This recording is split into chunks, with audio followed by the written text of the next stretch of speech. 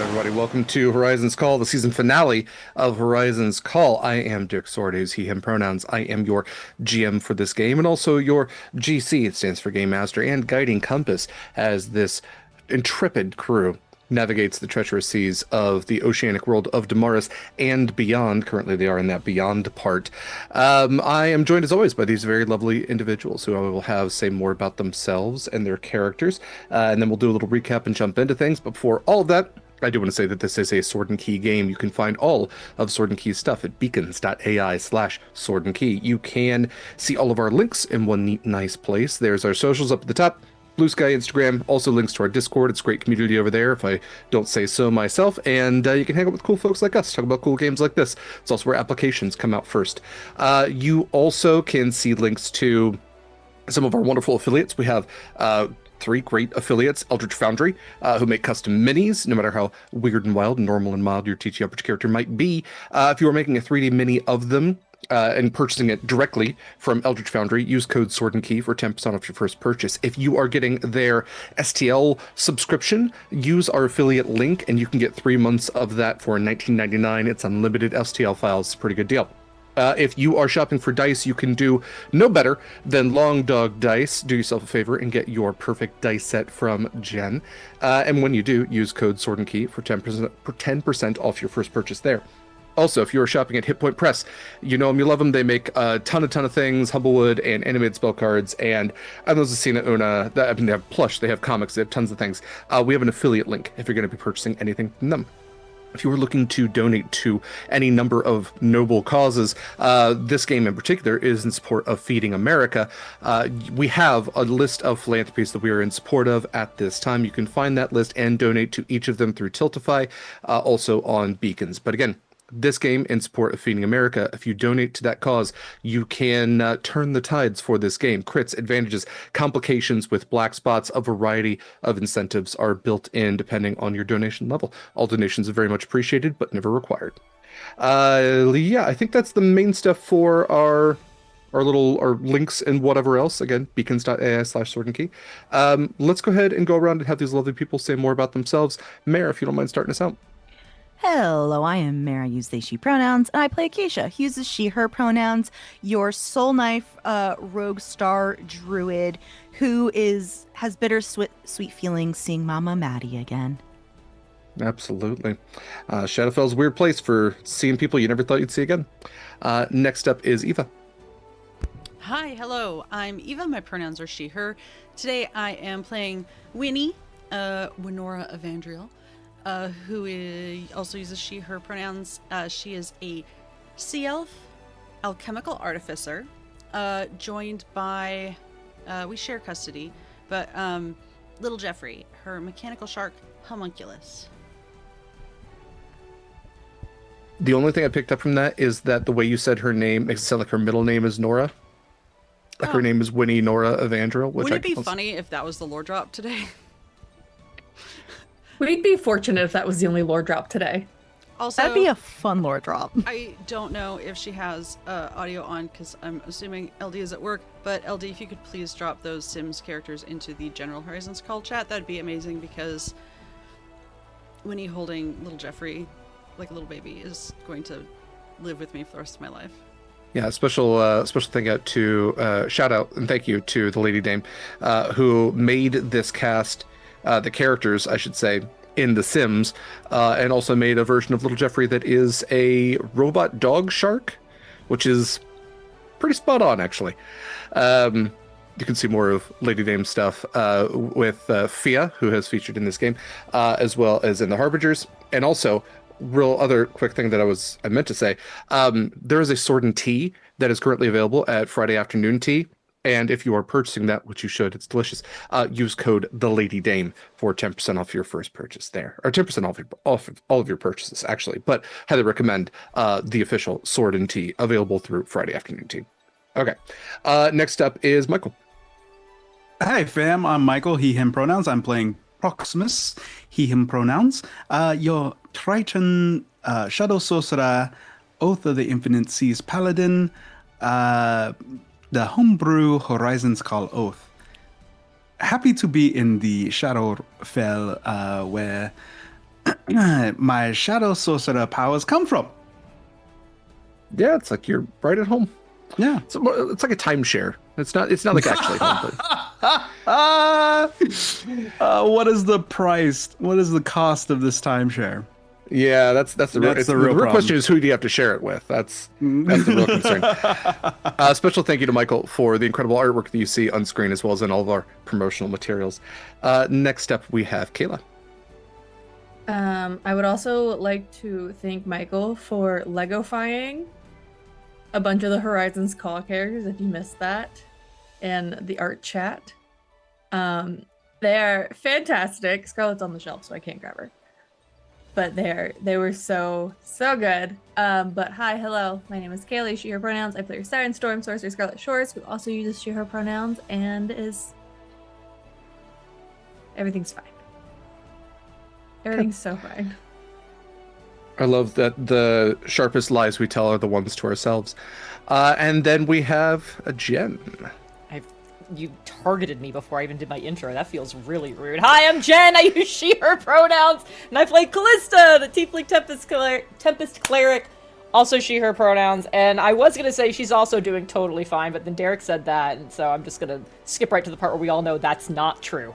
But it's, there's going to be a lot to drink about later. Thinking and drinking. Maybe that'll be an episode title one of these days. Yeah, that's, I've made it a hobby of targeting Jenn with things because anytime I see something on social media, I'm like, oh God, that's a hard truth for myself personally. I know Jenn's going to feel the same way. And that's a wonderful thing that we share. This is Horizons Call, multi-year ongoing nautical campaign. Mare has the recap this week, and then I'll kind of take over things from there. So, actually, one last thing. Special thank you to Eva for the production work for this episode. Eva often does the production work. Mare often does it as well as Kaila. So special thank you to all three of them. That said, Mare, the floor is yours whenever you're ready. I have a sticky note of 6 bullet points because I forgot I was doing recap. So, last session on Horizons Call with our Horizon hopping heroes, we started off in essentially the temple area of the district, I believe, finishing off a conversation between Kallista and her dead turtle friend. And then that's where she learned, hey, one of their other party members, Amara, is also here, and they are on the outskirts of town. So we all did a little hop, skip, and a jump over there and met Amara, who is, I believe, a Furbolg druid monk. We're not sure of the last part. But they are both alive and dead, and they are just scribbling some symbols on the outside of the wall that is supposed to protect the city. Kallista tried to look at them, was seeing a bunch of mumbly-juk, but when Scarlett went to go look at it, basically very similar cosmic symbols to, I believe, the thing that Kraken sphere. Was it that one? Absolutely, yeah. And they were all like the names of very, very scary things to keep the other scary things away that were in the forest. Acacia had a brief conversation with Amara talking about Cosmic Scary Sky Daddy, and there was a little bit there. And then a Soul Devourer attacked us, and we killed the thing. Easy peasy. It was so easy. We're fine. Scarlett also showed off her beautiful invisible glowy tattoos to everybody, which 1, inoculated Kallista, and 2, cured Amara of what was basically happening to her. Then we came back into town. Mama Maddie said hi, you did a great job, and made some really bad jokes about moving back in with her parents, Caliban and Cora. And this is where we left back off. I believe I'll hand it over to Derek because I'm sure he's going to set the scene again. I sure will. Thank you so much, Mare. Please enjoy your point of inspiration for that. Like I said, Horizons Call has been a multi-year effort from all of these incredible people. I'm so very grateful for this game and everything it has become.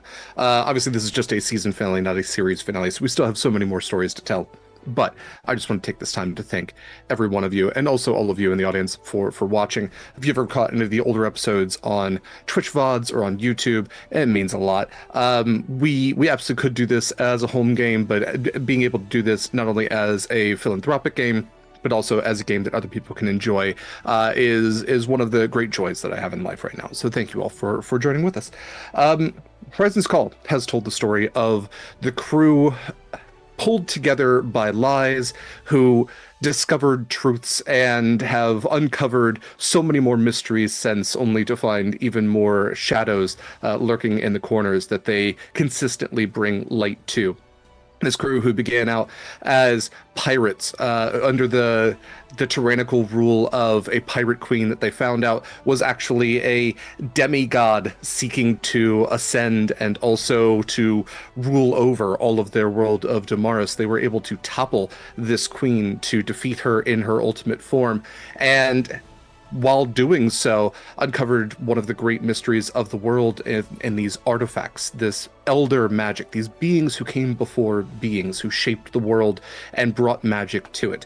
And as they have sought out wishes and found objects they thought to be the greatest power, only to find those that were seemingly even greater, they now find themselves on a mission to restore an object created by the elders, a concentrical set of rings, an armillary sphere of rings. And as they have sought to travel all over the world of Damaris, guided much by Winnie's brother Rollin to seek out these elder rings and piece them back together, they now find themselves in an oceanic Shadowfell. Passed beyond the material plane of Damaris, they have passed to a place of death and shadow, and a place where there is no sun and an ink-black obsidian sea. And as they now find themselves essentially marooned at Fiddler's Green, knowing that the only way to pass back into the material plane with their recently gotten goods of an Elder Ring that they fought ghosts, literal ghosts on a ghost ship for, they know that there is a great beast that stands in their way, or rather swims in their way. The second death, a great sea serpent, as it has been described, and yet unlike any sea serpent that has ever been known on the material plane, lurks near the Hall of Doors, the only passage out of the Shadowfell for both beings alive and dead. And so now, again, surrounded by ghosts, surrounded by those that they never thought they would see again, our party walk towards a tavern, as good a place to begin a campaign as to end a campaign season, and joined now with essentially all of the allies that they have gathered. Familiar faces, familiar names. We have our party, as well as Mama Maddie and Mama Maddie's parents, Caliban and Cora. We also have Callisto, and there's a lot of C names, I'm realizing, and also Captain Cross. They're all C names. Mom Maddie's the only one that stands out. Apparently, every time I make a character, I'm like, how many characters do I have of like this name convention? I try to go against it. Apparently, in this case, I failed miserably. So, with all of these allies gathered, your party finds yourself walking towards the Bone to Pick, a tavern in the more mercantile district of Fiddler's Green. Not a lot of commerce is really done here. There's not a lot of trade that really happens in the Shadowfell, although that's not to say that trade doesn't happen. It is a place that beings, much like yourself, mortal beings, can pass through. And so, as you're passing through here, you can see that there are a variety of shops, and again, the tavern that you are headed towards. And so as you are moving now through the streets of Fiddler's Green, passing again through green light, this ghostly pale light that exists all throughout the city, these will-o'-the-wisps that are floating by, spectral beings floating by, as well as corporeal beings, being Shatterkai, varieties of goblinoids, and other humanoid beings all moving about. You can see that this area especially is pretty decently lit as far as things go. There are lanterns that glow with a flame both like green and purple, and it gives a eerie and yet at the same time welcoming, almost warming sort of light, especially in an area that has been otherwise lit by phantasmal illumination. And as you get closer to the Bone to Pick, for the first time here, you get a scent that isn't just void. So much of the scent of the Shadowfell has been almost non-existent, or if anything, it's been stinging to your nostrils. But here you're getting foreign spices. You're getting the smells of cooked meat. And with, dark swirling clouds above, walking towards the bone to pick. Is there anything any of you would like to do?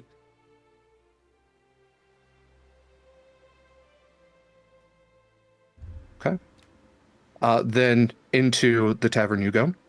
It has long tables all set in rows.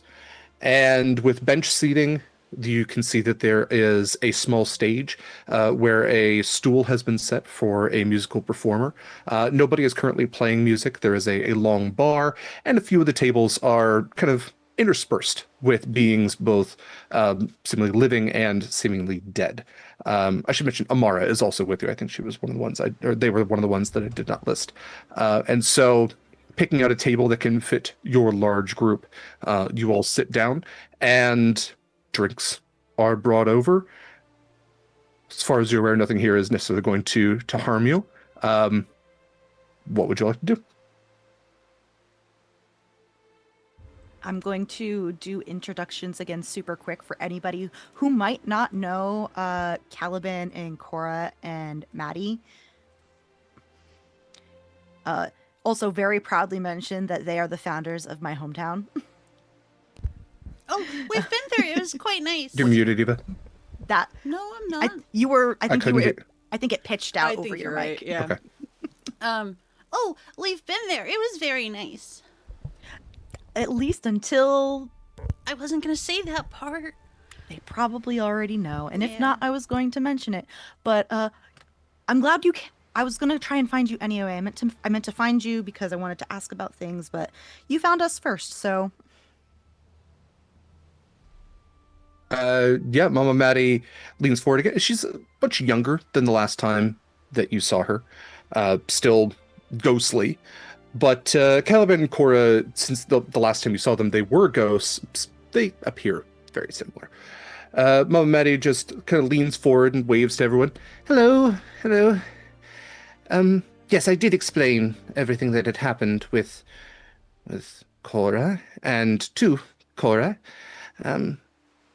Yes, it's very nice to see all of you, and meet some of you.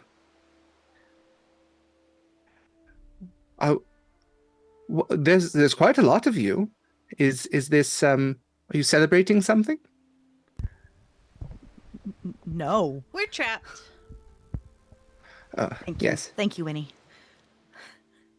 No Yes, problem. I'm here to help. As are we all, I suppose. Speaking of that, I was gonna come over and then we need to get past and I was gonna come ask you questions about that since I heard you were still in town. And by them, I'm talking to Cora and Caliban about that part. Cora and Caliban, not Maddie. Yeah, Caliban just nods very solemnly. I am aware that there is... Well, it's been a while since I've put my feet to boards. I recognize two of your companions there, and he points down the road to Captain Cross and to Callisto. We all share a similar profession, but that profession has been difficult to perform these late days. What questions can I answer for you? Kind of look at everyone else, just seeing if they have any input first. Winnie presses a piece of paper into Kallista's hand.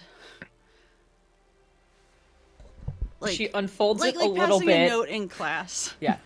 I think she kind of unfolds it a little bit, sees how much text there is in the first drawing, and goes, nope, and closes it and just tucks it in her pocket. It's like, I'll look at that later.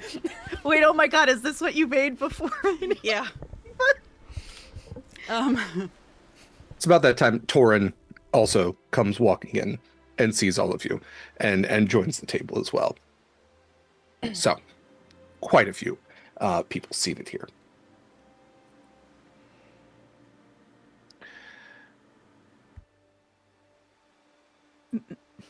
Maybe we did kind of learn that and nod my head at Amara, is a product of something from beyond, and just getting any information how we can try and deal with it, because I think we're kind of set on that path because we have to. Yeah, like if it's allergic to salt or something, that'd be probably not because it's in the spectral ocean or whatever. But like that'd be handy to know. Or if it like really didn't like gold or Lemon. something. Lemon, yeah. I will look at Captain Cross, which I think is the first time like Callista's checked back into this conversation. She's mostly just been paying attention to Amara. You said you saw her and survived. Yes. Yes. I was going to couch that statement somewhat, but no, I did see and I guess survive is the only thing I would push back on. But yes, You are still here to talk about it. yes. And so, not to be pedantic about it, No, What definitely I was s- not pedantic at all. thank you. What I saw was a serpentine beast. It made short work of. I was sailing in a convoy of 4 ships at the time. It made short work of each of them. They were smaller vessels than I sail now, but it is quite handy. And I actually unintentionally made a pun there. Is I appreciate serpentine. Yes. Its serpentine form also seemed to be covered in hands.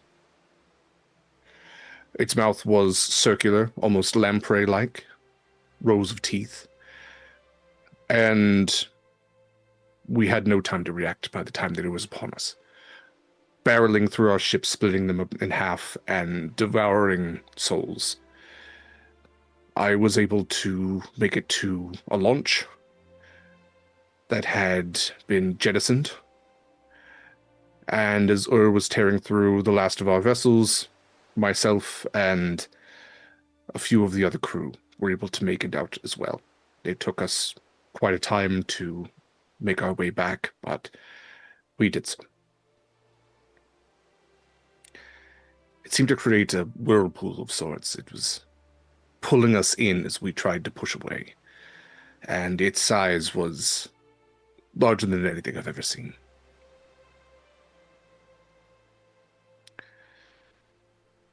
But you all have asked me to face that doom again, and I'm not doing anything better, so And it's a problem that needs to be solved eventually somehow.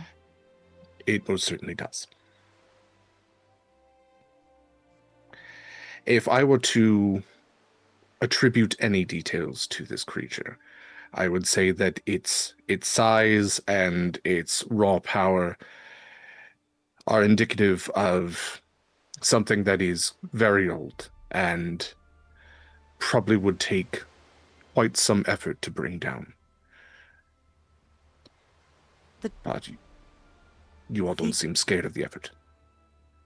The denizens, the deific godly denizens of death and the undead in here, are they aware of the situation? Are they able to assist? Because this is kind of interfering with the flow of things.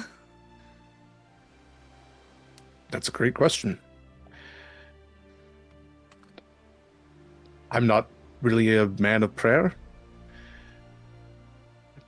If they could, I think they would have by now.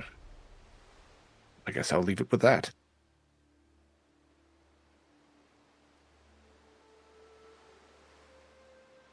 Maybe do some praying, see if they're willing to intercede on your behalf.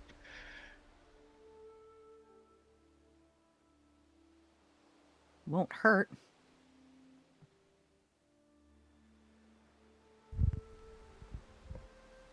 Go ahead. I was just gonna say, like, that seems like a solid side plan, but I'm gonna be really surprised if no one's tried praying it away before now. So maybe let's keep that in our pocket, and maybe move on to plan B. Torin leans forward past Cora. I believe that the gods act in not always direct ways. Perhaps your presence here is a form of interceding.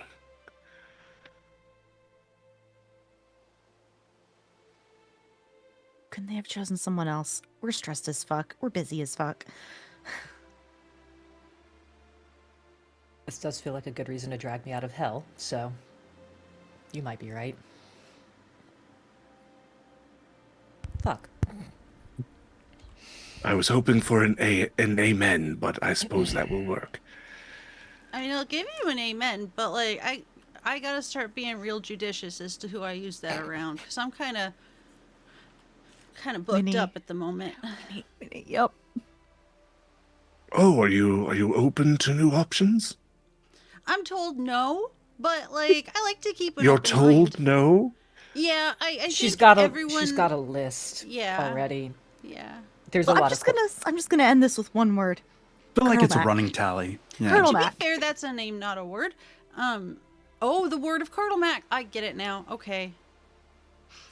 This is why the answer's no. Yeah. It does give him a Okay. little more credibility.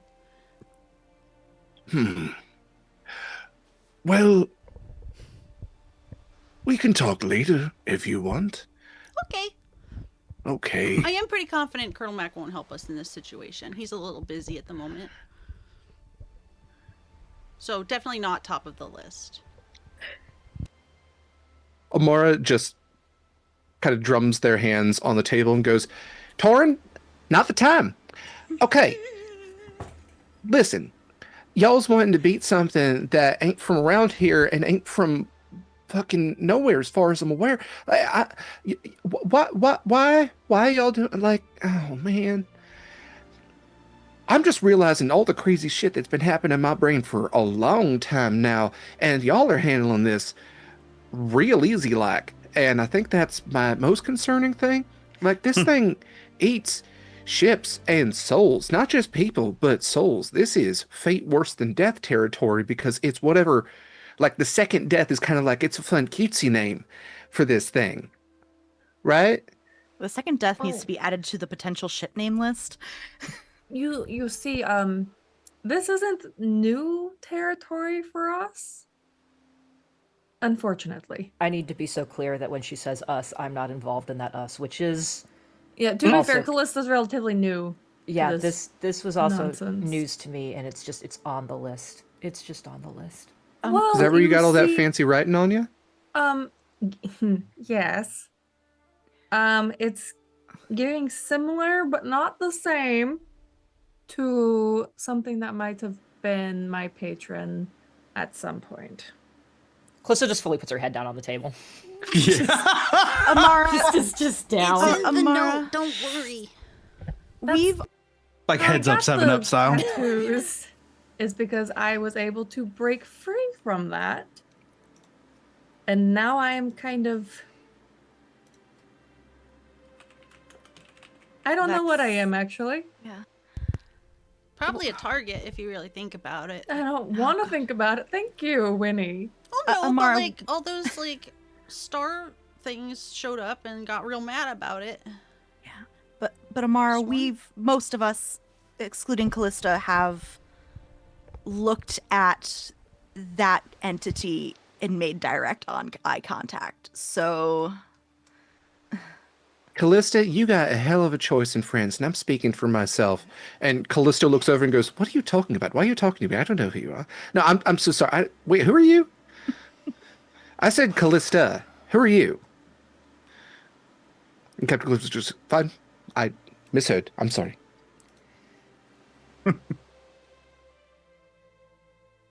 I had to get it out of the way. I'm gonna look at. I'm gonna look at Amara and be like, yes, I do seem to attract a certain kind of person, and I don't know how to process that either. I'm sure I need to figure that out at some point before I end up in anything worse. At least I'm used to it. Okay, so y'all want to take on what are your assets? We can start there. So let's be correct on this. We don't necessarily want to face we have to face in order to get back to the material plane. We Yeah. cannot plane shift. So we don't want to. We should We not have to. plane shift. Well, I mean, some Okay. of us could. Like, if worst came to worst, we just... I just pick my favorites and go. I pause and I look at can fit essentially. I look at the main crew, and I'm gonna. I think I still have the mind link up. I think it lasted a couple hours, but like in the mind link, I say, "What if we utilize the ring?" I think when you redid the mind links, unless you redid it Scarlett again, was I will- excluded. Scarlett I was will excluded. redo it again to Okay. include Scarlett. That's Okay. right. Scarlett Okay. was not in it. Good call. Okay. Mm-hmm. 4 hours. I mean, I don't know how. I am pretty sure that would like be a giant beacon for something, but I don't know what that means in the Shadowfell. But it's also a huge power source Sure is. that is from a entity and created by an entity that is holding back things like at this very moment. I mean, we haven't really like sat down and like studied them. We just passed them all like on over to Rollin. We could take it out and like give it a little look-see and see if that's feasible. So the 5 of us are looking at each other while we're having this conversation. When he's buffing little Jeffrey. Like Not improving him or not- shining him? Shining him, yeah, not mechanically, Okay. just like making sure he's all like cleaned up and stuff. Little spit shine. Seems very rude in a bar. But also we're in a bar. Also, yeah. Is this the kind of bar that has like the peanut shells on the floor, or is this like a higher Spittoons. class? Allergy risk. Yeah. Well, that's the problem. So this is the Shadowfell. It's only peanut shells because those are the ghost of peanuts. There's no actual peanuts. Oh my god. Poor Lucy. Anyway, thank you, Michael. I just needed someone. As long as I've got one. I mean, I'm all for like tinkering on something, but like magically, what do the rest of you think? I think it's our one good asset that we have. Well, we also have a lot of arcane cores. Aren't those on the ship?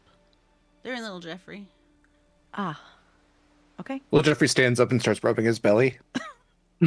Starts glowing a hideous white purple light. Don't worry about it.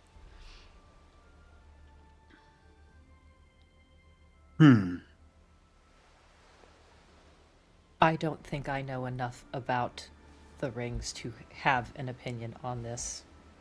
The only thing I know is the only things I've been told at this point make it sound like that would be a terrible idea, but I think what I know amounts to about 2 sentences worth, so I don't have much to weigh in on here. To answer your question, Amara, on what kind of assets that we do have one that might be of assistance, but it could also be very easily a beacon that could make things worse. We also are unsure of its stored power. Like if we use the ring, can Rollin use it later? Do we care? The only thing we're supposed to do is get it back to him. He didn't say we couldn't use it first. Also, theoretically, they've been used before, right? Didn't he take us back to the past and they were like already set up and everything? Not to mention, we're still on the fence on whether he should use them or not anyway. Also, I was just kidding. I checked my notes. I have 5 arcane cores with me. Apparently, I didn't think it was a good idea to bring them all. I feel like we quite honestly know more about arcane cores than we do about the rings. I would feel more comfortable using the cores and saving the ring as a last ditch effort, which I hope we don't get to. We should probably look at it though and see like how to use it Yes. as a last ditch effort. How do you think the cores work? Do you think we can just like strap them all together and like chuck them in the mouth and like explode it remotely? Remotely? That's gonna be the interesting part. Thank you, Kayla, for saying what I was thinking. Uh-huh. We got to do what we do in Wind Waker and fire them from the cannon into its mouth while going around in I the mean, whirlpool. If you have a bunch of arcane cores like essentially taped together with duct tape and someone eldritch blasts I'm it, thinking would exactly that kind like of do it? TNT. Like Yeah. yeah. Spoiler for Troll 2, but Eva, we just did watch Troll 2. Yeah, I was It trying would not be to go that sort of. that exact like But someone has to, yeah, we saw the same thing. Like we have the same thing in our heads. Yeah, okay. but it is a viable like if I didn't see Troll 2, that would still be a viable suggestion. So we're talking about Troll 2, not Trolls 2, the Correct. musical singing. Which would be animated very Not fun. yeah, not the Okay. one with Anna Kendrick. This is the kaiju one that's on Netflix currently. It's pretty. I just wanted to make that clarification. No, you That's remember the end Everyone of might have Trolls also 2 been- where they do a really fun dance with like a Taylor Swift song and then they blow up all the goblin things with a bomb that they jump into their mouths. Great movie. Here's the problem: is I didn't sharp see turn. anything wrong with that interpretation of what was being said. I was like, sure, that is probably something that could have happened. They could have in done that it movie. whimsically. You're absolutely right. Yeah. Amara has like a piece of paper that they have scratched out so many times like thing question mark scratch it out, not a thing, like nope question mark nope okay 5 arcane cores, like it's just scratched out and finally they go okay, that's a lot of hemming and hawing. I was mostly asking in the first place about like y'all got a ship. Who? Hoping for a third. I look at Caliban. He looks across the table at Cora and just shrugs.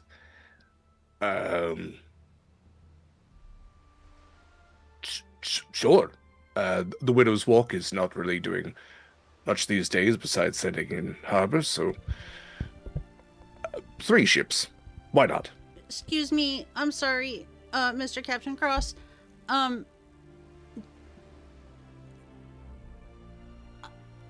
just wanted to be sure I heard you right. Did you say your ship's called the Widow's Walk? This was Caliban who said his Oh. ship is the Widow's Walk. Okay, let me rephrase. Captain This- Cross is the psychopomp. Yes, okay. Great. Mr. Captain Mayor Caliban, sir, did I hear you correctly that your ship is called the Widow's Walk? Aye, that is her name. Did you name her? I did. Okay. Is that a problem? No, I mean, I guess not if your wife's okay with it. Well, we are in a place of the dead, and No, I get it. It's clever. Already dead. Yeah, no, it's a choice. it was never something we had to build into our home because we built the home together, and so perhaps it is a little tongue-in-cheek, but No, I like, yeah, tongue in cheek. That's good. I like that. Okay. I see where you get it, Acacia. we're not related. No, but I assume it's like a little cultural island thing. Anyway, I'm just gonna work on my notes over here. Yep. Well, Mom Maddie is like my grandma, so kinda maybe. A lot of people's grandmother, actually. You really are. Yes. Callisto leans on her arm. All right. So we have 3 ships. If they're anything like mine, they have a handful of cannons on them. If you have arcane cores, we could buff them. And she looks over at little Jeffrey like, where did I get that word from? Never mind. We could increase the damage output from 5 of our cannons. Or we could even use them to magically reinforce our hulls if is going to be particularly damaging to our ships.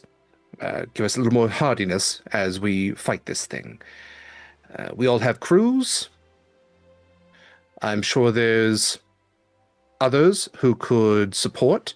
If we need more hands on deck, there are plenty who are looking to leave this island, no matter what the cost.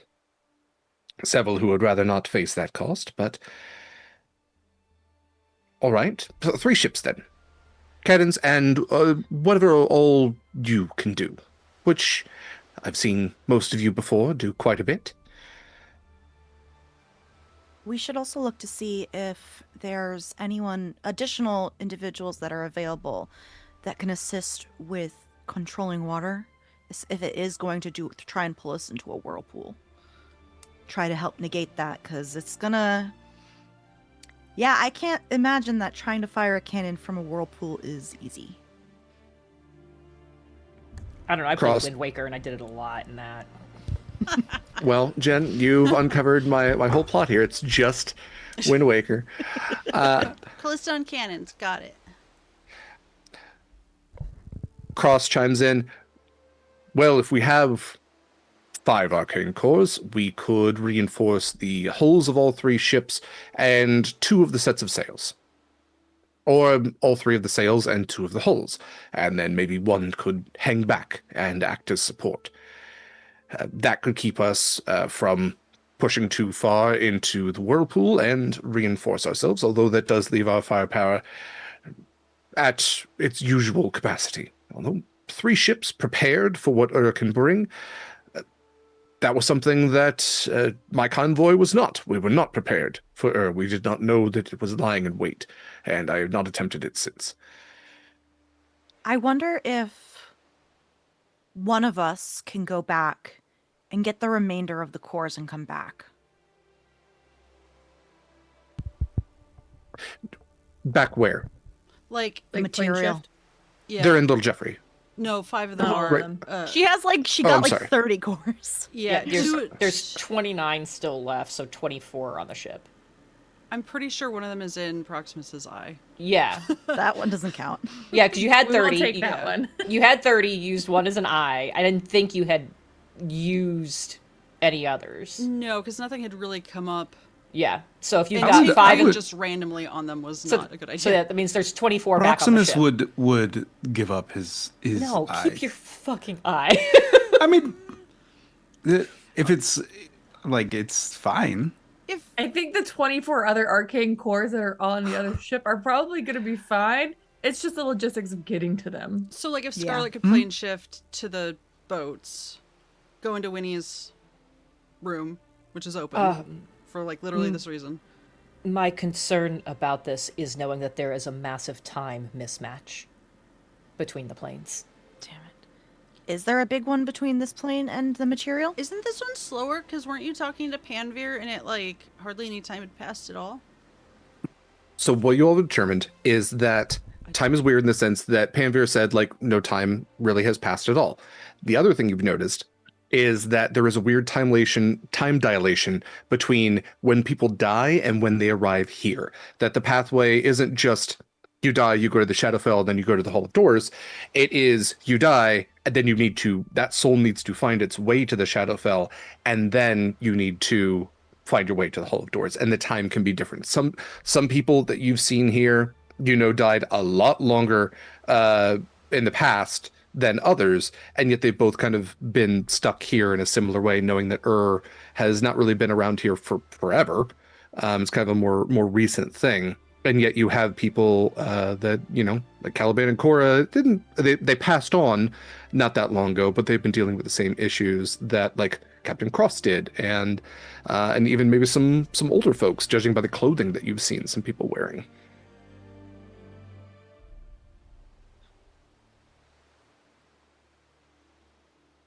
So it's a risk. We could leave it up to a roll if you wanted to. Not something I had considered as you all going back and forth, so I'm happy to play this out if that's really something you all want to do. And I'm not necessarily worried about going. I am worried about the coming back part. it would be taking a lot of my spell resources to do it. I mean, I don't think we're on a strict timetable. We can take the time to wait to rest, recharge, all of that. So I think it is worth spending whatever ability we have in proper preparation. If we won majority rule and we all want the cores, I'll do it. I think it should at least be as a potential option for discussion, continued discussion. Not throw it off the table. I think Until it we could be worth it, but yeah. Let's see what else we can. Oh, Well, if we're between cores or a ring, I feel like the cores are more expendable. Reliable. we can always That just too. steal more. We can steal more from the Empire again. I'm fine Oh, with that was so much fun. We Is could do it that... again. Never mind. Never mind. Winnie did a great job getting all those Callista cores. puts her head back down on the table. I think that was the time I also got 2 of their ships. You did. You burned them down. It was pretty cool. Man, I probably Kallista, should have they been deserved it. studying like replicating those, but oh well. I'll be Raise right your back. hand in favor of me going back to get the cores. I mean, I'm for it. I don't know if we need to like send you right this second, but like, Well, if for I'm more going, I'm cores. going to go now, so then I can not be I mean- useless. I mean, I would say wait till at least we've had whatever conversation we feel like we want to have here first. Oh, yeah, I'm not going to And- go like in the next 30 seconds. Oh, that's what I thought you were saying. Yeah, okay. No, I mean felt like like- when we're done with these conversations. Oh yes, yes. I would like to step to the side briefly and use one of our sending spells. I'm saying that in Winnie's voice, but Winnie's just gonna step away for a moment. Derek, I would like to try sending to Rollin. Okay, Do I need to roll? I believe so. Let's see. It's 100, 5%. right? Sorry, 2 people talked at the same time. What was that? It's a D100, right? I believe so. Yes. 87? Hold on, I'm pulling up the spell right now. Give me a sec. I grow antlers. It's 5%, and I'm pretty sure it's 5%, so you should be Yes. fine, Eva. Yeah. Cool. Yeah, what's your message? Hey, it's your beloved sister, Winnie. You worked on the nightmare beasts, right? What are the chances there are any souls wrapped up in there? Me dropping my notes doesn't count as a word, right? So, you're asking Rollin if there are souls in the Nightmare Beasts? Yeah. Because they're like abomination, like amalgamates of other things, right? You, as usual, hear a very belabored voice that is, Winora, what are you talking about? I'm not a priest. What do you mean, souls? Also, why is there screaming in the background? Where are you? I like how you did this with the middle finger, Derek. It is both, but yeah, it comes off as the middle one. It's definitely like he pushes up his glasses with the middle finger every time. I'll wait a second and kind of cock my head to like, I want to say to see if there's any screaming that Winnie notices. Little shrug. Must be a party line. And I'll try it again with the second one, which I realize I will probably need to roll again. 41. Okay. Like, were any people used in the making of Nightmare Beasts? Sorry about the screaming in your head.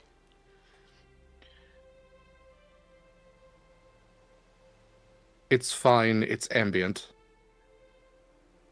Yes, people were involved,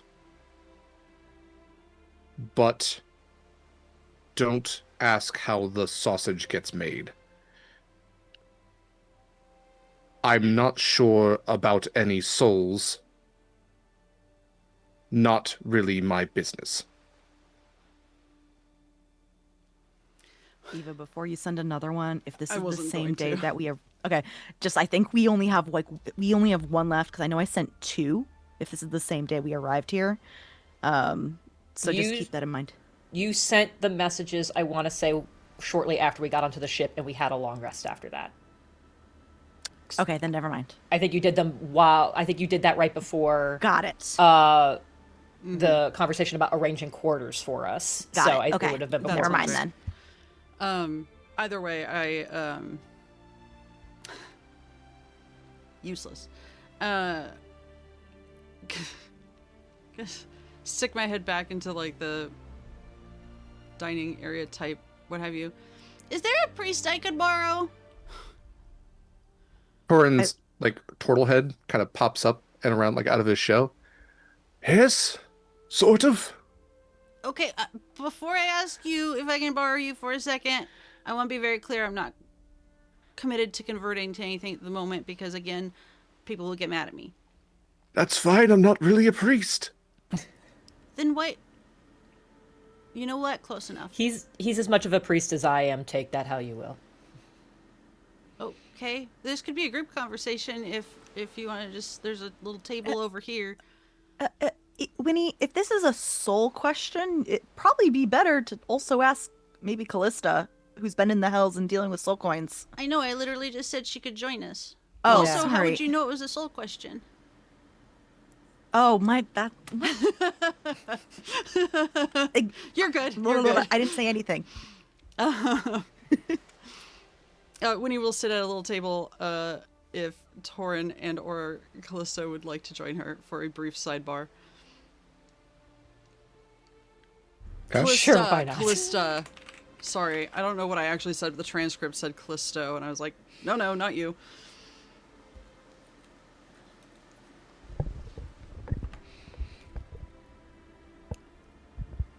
What do you want to say? Okay, I didn't know if Torin actually came. Yes. Okay, so real quick, say there was this creature that was created, probably illegally, definitely immorally. Kallista, did we tell you what happened after the wedding, like with being attacked by the Empire and stuff? Just that you were attacked by the Empire. I didn't get a lot of specific details from that. You mentioned Mercy. Yeah, no, she probably has a soul. It's probably not a good one, but It's as black as the sky is at night. yeah, that. So the Empire kind of created these creatures that were very large. Mechanically speaking, I think they were huge. Question They mark? destroyed my house. Yeah.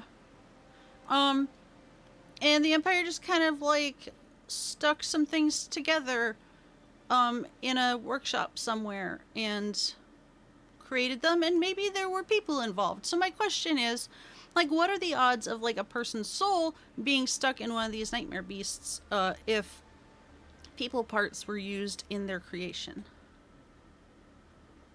I can draw one if you want. Eva, can I ask what you are actually asking with this question so I can give you an answer? Because this is not something I Do know the nightmare even a little bit where you're beasts going at. have a soul? You've asked that. For what purpose are you asking that? Oh, like if something that eats souls were to eat a nightmare beast, would it eat a nightmare beast soul? How Okay. much wood could a woodchuck chuck? Can I maybe help with an interpretation? Yeah. Translate here. Yeah, it is a resource that we have. I think You're going to feed this thing? Oh my god, we could just drug it. Like a junkyard dog with some like sleepy. Never mind. Yeah, no. I'm out of this conversation. What are you gonna drug it with? What did I come back into? I'm saying we have a very large creature that could fight with us, but it seems rude to have it do so if I know it has a soul that can be destroyed. Roll a religion check. At disadvantage. This is so weird. Why is it a disadvantage? I have a crit I could just use, so that's 11. You could. So that's... Am I really at disadvantage? That's 22. I'm trying to do a good thing. Well, it was 2 11s. It's not. 22. Okay.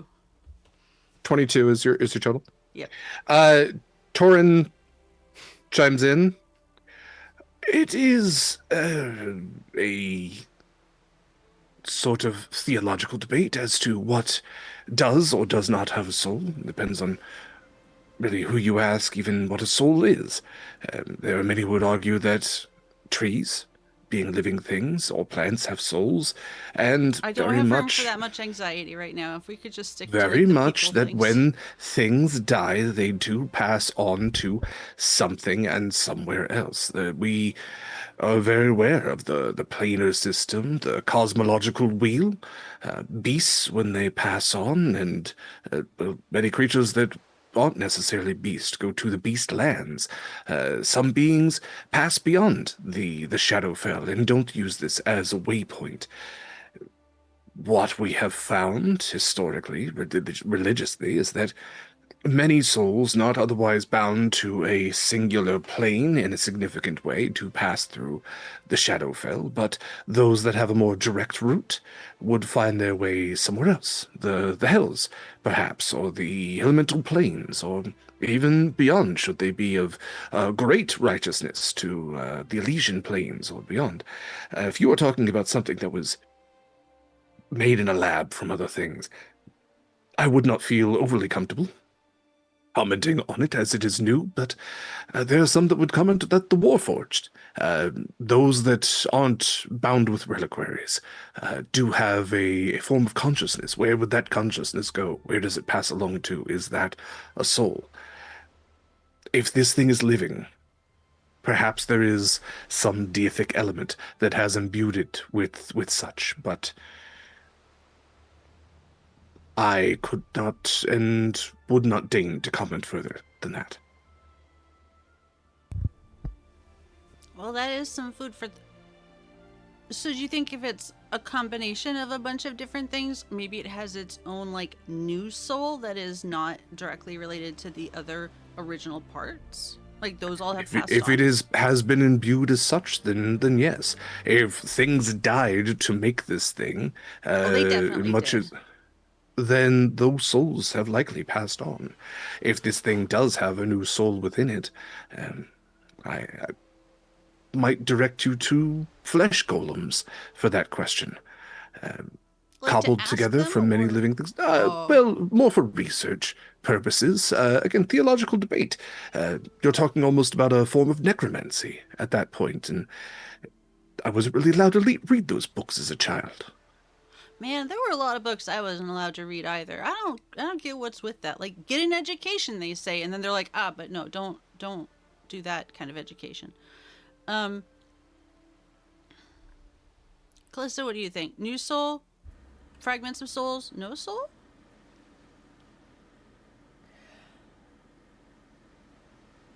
I don't think I know enough about the origins of this thing to be able to reasonably make a guess as to whether it contains fragments of existing souls or entire old souls, or, as Torin has said, likely let those original souls move on. Yeah, that's fair.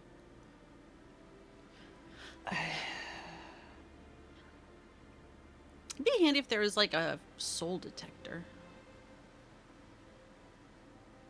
Well, depending on how long Scarlett's gone, maybe I could make one.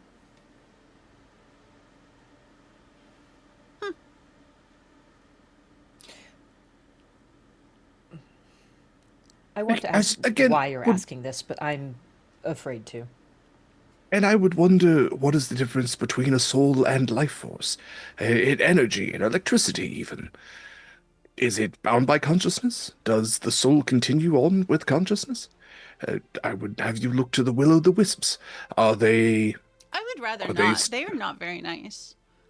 but they have a motility to them. They have purpose, and they seek uh, to re-engage their life force. Are they much for conversation? No. But it is what is left of a soul. It is what is left of the energy. The energy eventually does disperse.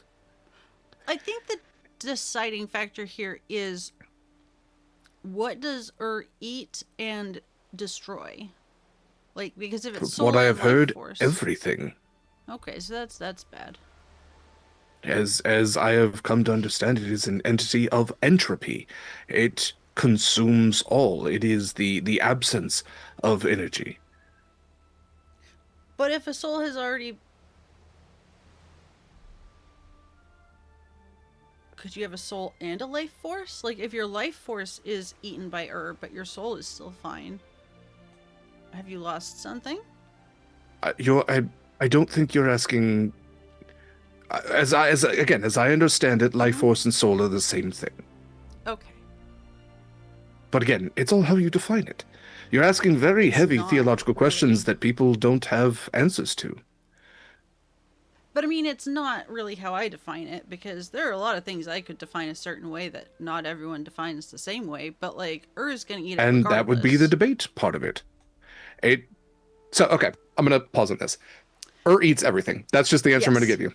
Eats ships, eats physical things, Yes. eats souls. Which is That is fine. the answer I'm giving you. As much as I love the theological debate, it's made up Yes. theological debate, and I don't really have any more answers for you. Nope, that's fair. Okay, Winnie is going to sit in the corner for a moment and have a moral breakdown, probably involving liquor.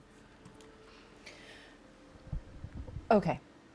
Going back to the table. We have 3 ships. We have some arcane cores that we can fortify ships with. We have a potential plan to be able to collect more of them, time scales willing. On the one hand, this feels like a woefully half-baked plan, but on the other hand, I believe only one of us has actually seen the thing, and the rest of it is all just guessing. I don't know how much else there is to do right now. I have a question, out of character question, Derek. Yeah. If I wanted to try and go talk to the elders, that would not be possible on this side of the plane right now, would it? Not really. The elders, I mean, as far as you're aware, physically exist in the In the material material. plane. Yeah. That's what I thought. Yeah.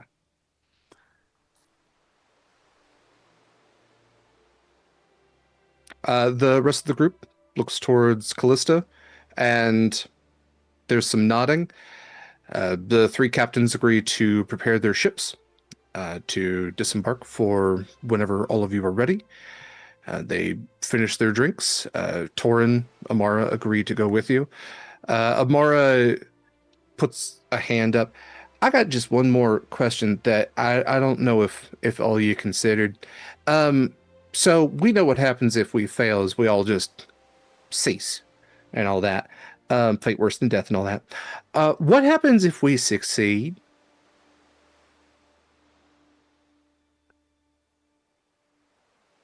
What you all gonna do? The Hall of Doors. We're going to go to the Hall of Doors, but what will happen when dies? I don't think anyone can answer that question. Oh, for sure. No, I was mostly asking about the Hall of Doors. Like, what are y'all are just going through? What about the rest of us? Aren't Like, there more ships? If That there's a could- door, you go through. That was my they kind of look to the understanding. other captains. You all welcome to go through or go back, whatever else. Absolutely, there's more ships. I guess I'm sorry. I'm holding on to this. I can go through, but I'm looking to go back and yeah, we can talk about that later. I got something to go back to, but also not really, and I got some anxiety around that. So I am going to lean over to Amara and say, you and I can talk about that later if you would like, but if you want to come back, I understand your anxiety quite deeply. I'd be I totally did. I got my body back there somewhere. Yeah, I don't know exactly how. I don't know how that's going to work, but I would like to figure it out. Yeah, me neither. This was poorly planned on my part. I don't think you planned much of it. Yeah, that's Yeah. fair. Okay. Um, with your table adjourned, um, what would you like to do? I want to take a minute and pull Mama Maddie aside for a conversation. Mom Maddie, do you have a couple minutes? Yes, of course. I wanted to ask you for some advice, actually. And I'll like plop myself back down on the floor if she's sitting still. So we're more like eye to eye. So remember, she's fairly short. Yeah. Well, it's just like old times then. I will do my best. Well, okay. So mostly you knew a lot of people back on Korra.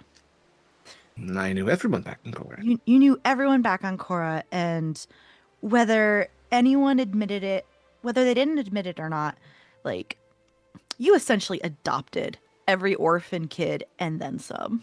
And they thought of you as family even if they wouldn't admit it to you ever. Right? Yes. I believe that to be true. I don't know exactly what I'm asking, but I know I'm asking for advice because Panveer came back. And he's kind of lost, and like we're friends, but like out of everyone on the island, you probably knew him best. And I know he was fond of you immensely.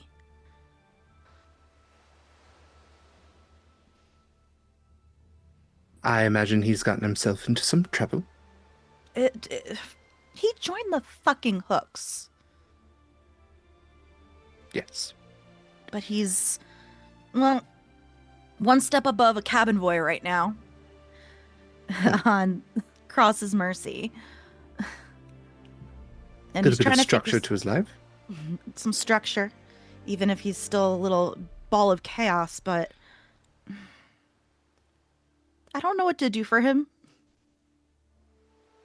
He's a very closed book, and we never really talked deeply. We're very, very good friends, but didn't talk feelings a lot. You and Panveer always, as children, seemed like two paths that diverged. You were both so very similar, and so I always asked myself, what were the differences between the two of you? You grew to be a fine, fine person, wonderful at what you do, caring, supportive of your family, incredibly skilled. It was, as you got older, it was mostly that last quality that the two of you shared, and so I always wondered what was, what were the opportunities that either of you were given? What would it have been were the two of you swapped places? You would be where he stands and he where you? Perhaps, perhaps not. The one thing I always tried to do for all of the orphans and, well, more in Panveer's case, strays that came to my door Yeah. was to give them Yeah. give them what I saw that they didn't have. And for most of them, that was warmth and kindness and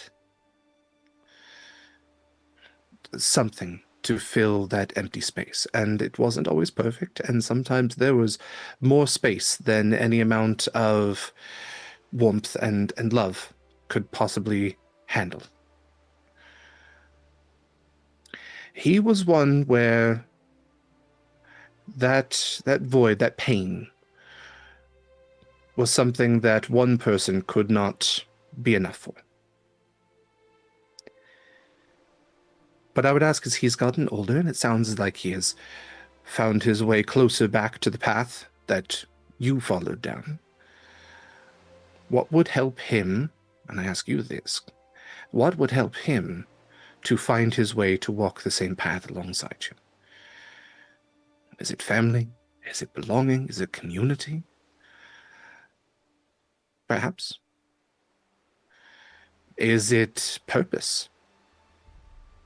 Seems like he's been seeking that for most of his life. You now are in a similar position to where I was, Acacia, and I can no longer help him. So, WWMMD. What would Mama Maddie do? I guess the best I can do right now is thwack him upside the head if needed, but he's gonna have to figure it out on his own, I guess. Whack him upside the head with a blanket. Keep him in a straight line, but the boy has known enough pain in his life. Yeah. A lot. Gentle but firm. And then I get a little closer and just like place my hands like on her knees. He arrived the day after you died. And he did not get to see you. Did you want me to pass any messages on?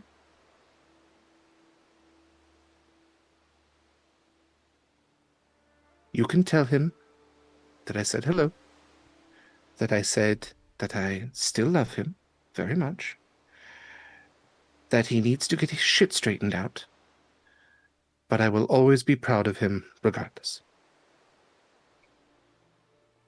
Gentle but firm. Thank you. Thank you. You're trying your best, and that's all you can ever do. I'm gonna miss you. I'll always be around in one way or another. I see that, seeing what you're doing right now. If you come back and haunt us, come say hi. Well, as much as they say you grew up to be your mother, I think I've grown up enough in that case, so I'm looking for whatever's next. I spent enough time in that community, and I think I've left my mark quite sufficiently. People never really die if you always remember them. Then maybe our souls will cross paths again in the future. Perhaps they will. Not for See you quite in some a time. I'll see you in a century when I finally die, and if you're still here. It's a good timeline. And I'll give her a kiss on the cheek. And continue prepping everything else. Okay. I think that is a good place as any to take our break. So stick around. We'll be back in about 10 to 15. We have to put in some horses here at Sword and Key Farms. So we appreciate your patience as we do that. In the meantime, please enjoy our ad reel. Use any of our wonderful discount codes for any of our wonderful affiliates. And please, if you have a couple extra bucks sitting around you want to put towards a great cause, Feeding America is one of those great causes. You can donate at any time and incentivize our game. Stick around. We'll be back. Welcome back. Welcome back to the season 5 finale of Horizon's Call. Let's jump back into things. Your conversation and preparatory steps have been put into place. The conversation ended with, I guess, your new crew. 3 ships have been acquired. Their crews, captains, all on board, no pun intended, well, slight pun intended, to join you in your fight against the Second Death, a vast being of soul-devouring capacity that slithers between you and salvation from the Shadowfell, the Hall of Doors, your ultimate goal, so that you may pass beyond the Shadowfell with your recently gotten loot, an Elder Ring, a thing you cannot teleport with, or should not teleport with. So with that in mind, you are welcome to hang around the tavern and chat with any of the folks here, or go and explore more of Fiddler's Green. Acacia just had a conversation with Mama Maddie, so I'm going to go to. Well, I know Scarlett was also talking about going to the material plane as well. So I guess we can start with Scarlett, since that was at least put into place. You don't have to do that the second, but is there anything you would like to do that included or no? Nope. But I would like to do the plane shifting sooner rather than later. Okay. Anybody will need take anything for me- Scarlett before the plane shift? Okay. Do you want to handle that now?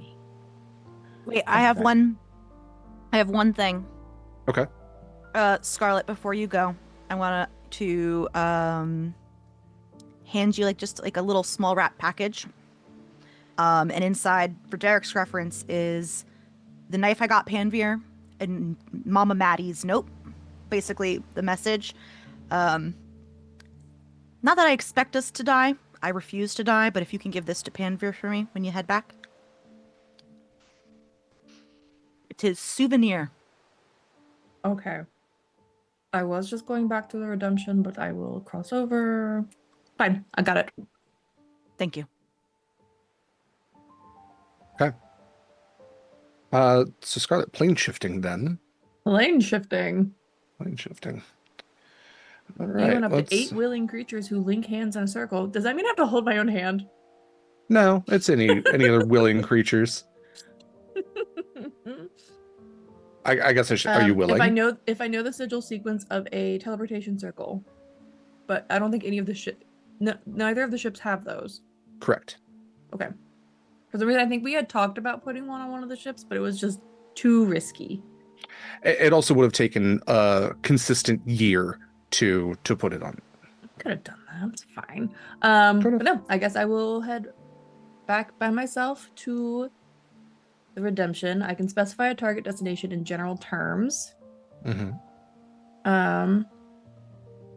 And I can appear in or near that destination as determined by the DM. Hey, Derek, you look really nice today. Thank you so much, Kayla. I really appreciate it. I look nice every day. I don't know why you had to qualify today. But especially today. Uh-huh. It's like you've just reached a slightly higher level.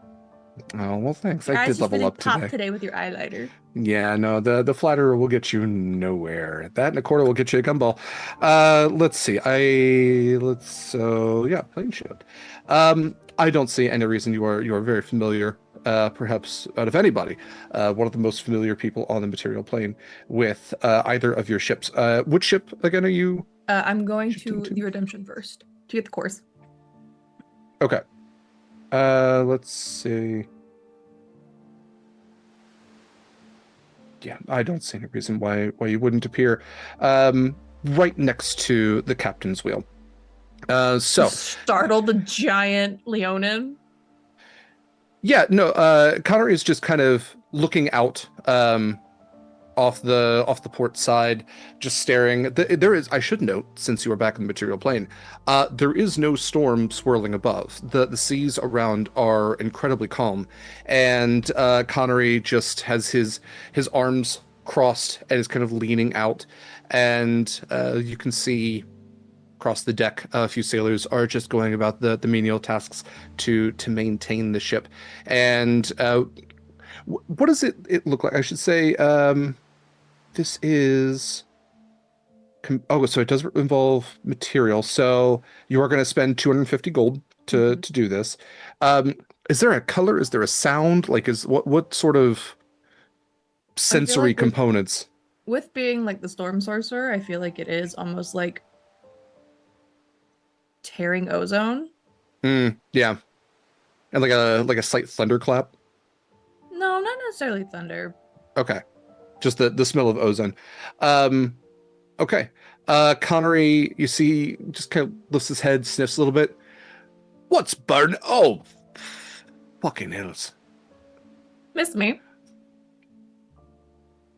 So the rest of them are dead then? No. That is not what me being back means. Everyone's fine. You just left them to die. Oh, they're fine. No. Fine. Well, you're back. I'm back. I have to grab something from Winnie's quarters. But before I go do that, Callisto says hi. And I'm just gonna book it down to Winnie's quarters. It's been dead for years and she still finds a way to harass me. You make it down to Winnie's quarters, and I believe Winnie stated that she has stored some arcane cores there. Mm-hmm. And Okay. Winnie would have told me that they are very clearly labeled under the workbench. Unless someone stole them, which is not impossible, but hopefully unlikely.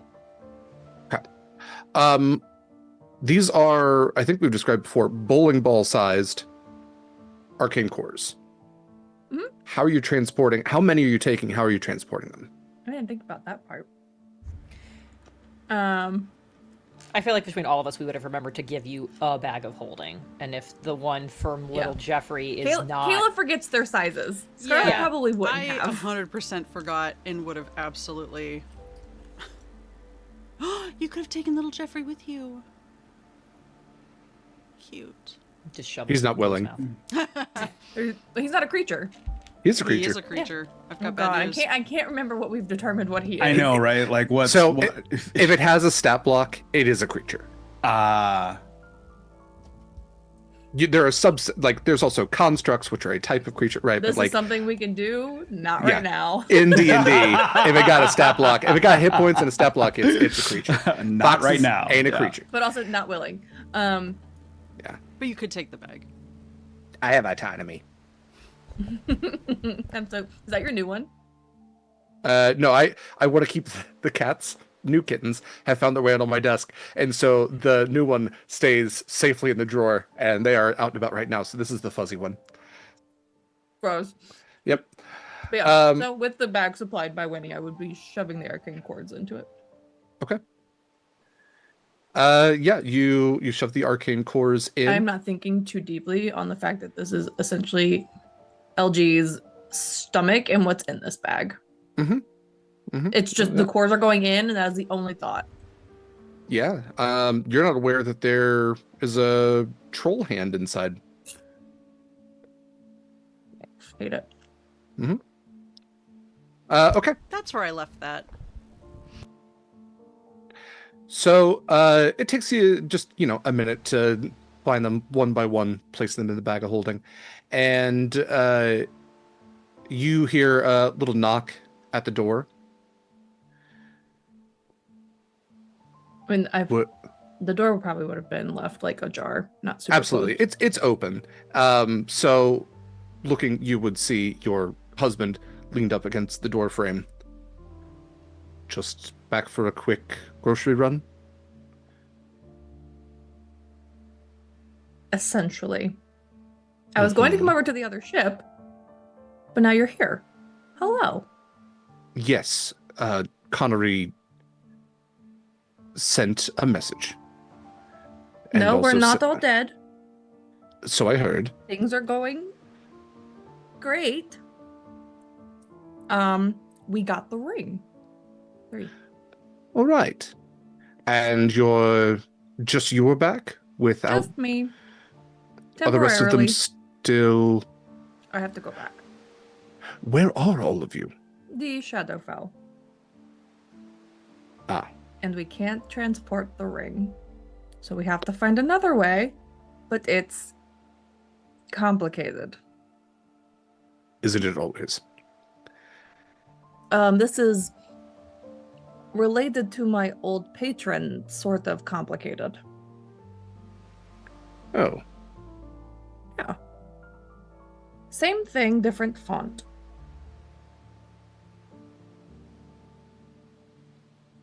I feel like the more I say, the more concerned you're getting. You could just hop on back, drop off what you've got, and just come back here.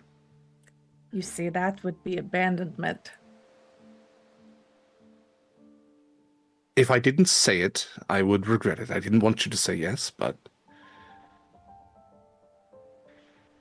There are also other things over there that I don't necessarily need to take care of, but I would feel bad if I left it. all right. I'm being very vague. Terribly. Long story short, do you want to go back with me? I would go anywhere you asked. This is me asking for your help. Then you have it. There's never a question in that.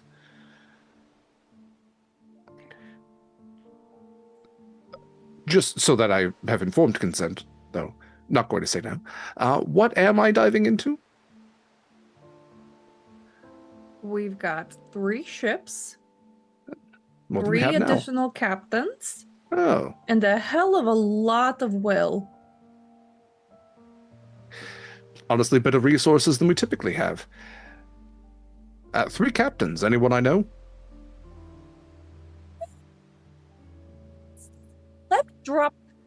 Honestly, let me finish this bagging portion. I'm going to go drop a package that Connery can then deliver, and then we can go. All right. Yep, we can go. Yes, I'll be waiting. Honestly, it's not even been that long. It's been only a couple of hours since we saw you last. So, That's it? if that. Okay.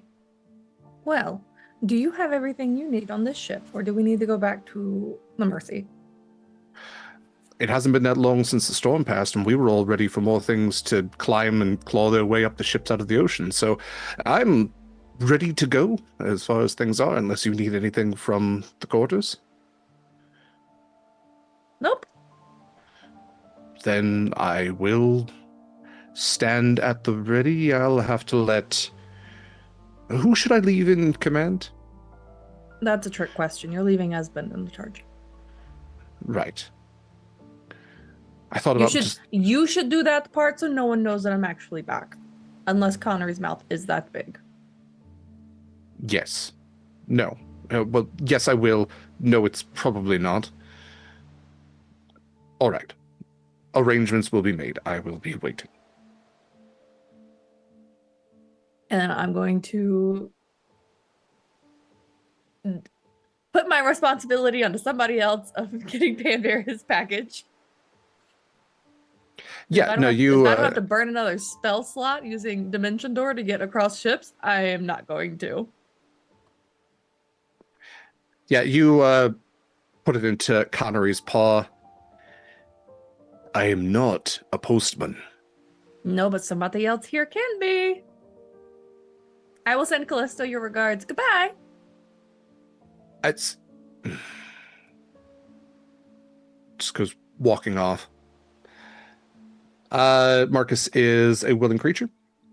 And you are going to plane shift back. Yep. I have spent my sorcery points. I've spent my spell slots. Okay. And I'm not you're shooting completely to... useless, but I'm not too far off. Yeah. Shooting to head back essentially the same place where you were. Yes, as long as that wasn't a moving ship. Cool. They were anchored. I think we established that they were anchored at the time, so yeah. Okay. As Marcus and Scarlett are making their way back to the Shadowfell, who would like to do something next? I open the floor. You'll have plenty of time with the time being all weird. Have fun.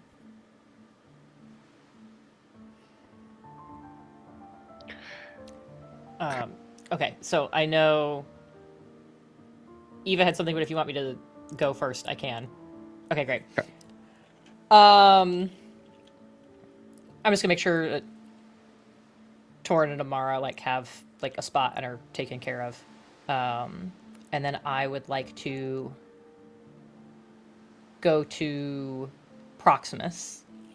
Say, would you go on a walk with me?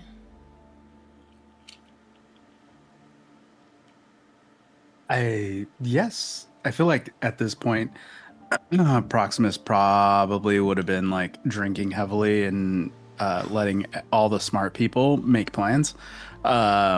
because Callista's okay. If you've been drinking, Callista's absolutely been watching how much you've been drinking. And at some point, just puts a hand, like you go to lift up the cup and it just puts it back down. Like it's like we're not doing that again. just Proximus, right over the. give me a Constitution saving throw. God damn it. Oh yeah. Do +9. 15, 24. 24. Okay. He's learning how to handle his for sure. You're holding your liquor pretty well. Shadowfell yeah. ale. Yeah. Yeah, you could probably go a few more rounds. Yeah, no, it is a fully black beer. Like it is so so Consistency thick, so of dark. Guinness. Even somehow even like Cough it's almost syrup. like perma black where it absorbs light around it. Oh. So like Yeah. like no reflection or anything. It's just Yeah, no, void. it almost looks like two-dimensional on how like dark it is. Like we Drink mix the that's so black, cool. dear Yeah. Lord. Void stout. I love that. Yeah. There we go. Cool. All right. Well, apparently tipsy Proximus and Kallista are gonna go for a walk. I want to head us back towards the Changebringer Temple. Yeah.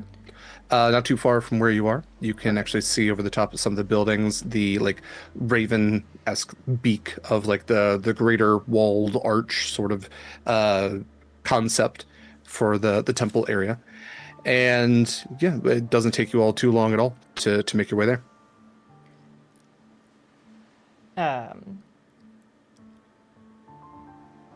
think she's quiet for like a lot of that walk.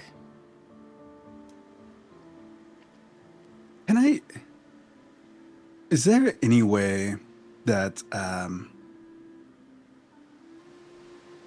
is there anything that would be like a shrine? Probably wouldn't have a temple for Persona.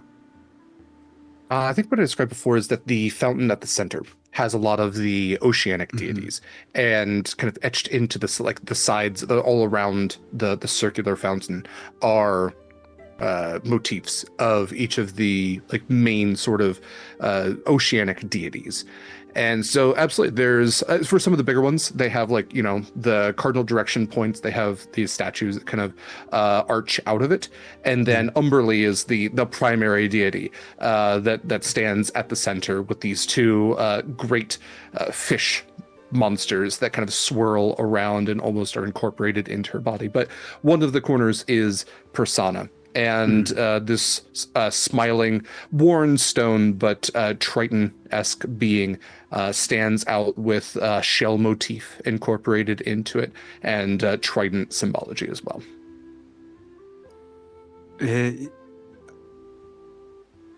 This is where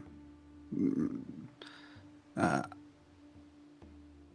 while ago, this glaive that I have was given to me by, well, now you know, Corvus. We've met him, but part of our culture is that we make weapons for each other. This is like a teacher to student type thing. And at one point in time, I left this with Persona when I was at a very low point, a very dark point, and the point in which I changed some values that I had. The powers that I had for Shadow Sorcerer were very dark and really probably taking over who I was as a person. And I feel like Persona really evened that out, the dark and the light. And I remember him coming to me as more of a vision of a fisherman, But he gave me this, and it was enchanted, better. And someday I hope to come back better than I was before, like this. But more of a protection, not a weapon. I feel like just as every teacher made a weapon for their student, they were also creating a weapon. And I don't want our people to be like that anymore. So I'm going to step into the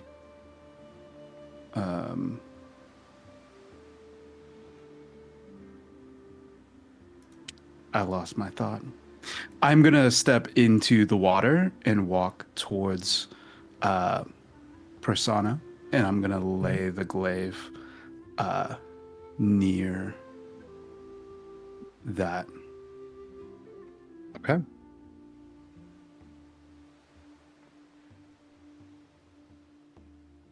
If it is here when I come back, then it is meant for me. If it is not, we'll see.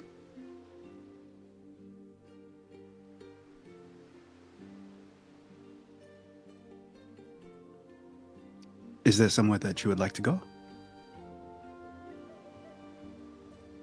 I think for the moment, this is probably as fine a place as any.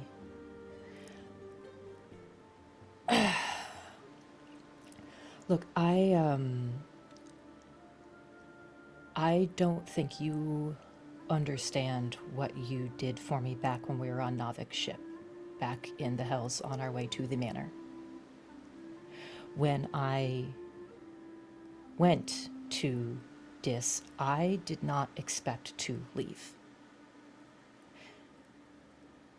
It's not that I was intending to get trapped or die down there. I just knew I was playing an incredibly dangerous game, and I did not anticipate I would survive it. And certainly not for as long as I did. Sometimes when we are in a dark place, we put ourselves in places that are risky, behavior that might not come out the way that we'd want it to. But we do that because we feel as though we are not worthy. But you are, as I am.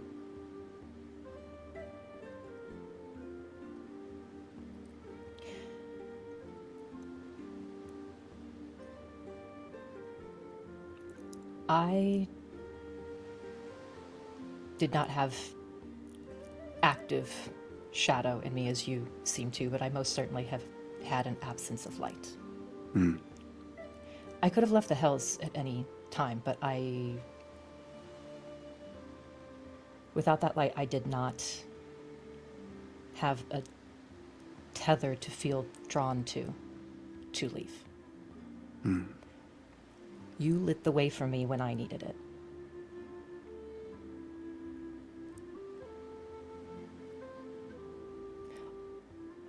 All of that to say, if you do feel like your shadow, your gift from Callisto, has served its purpose, I would like to try to return the favor. Oh. I so many times wished that this would leave, and maybe I did the same, putting myself in risky situations just to see if I could lose this. I would like to leave this here, but it seems so intertwined with everything that I am now. So, sure. Yes. Yes, the answer is yes.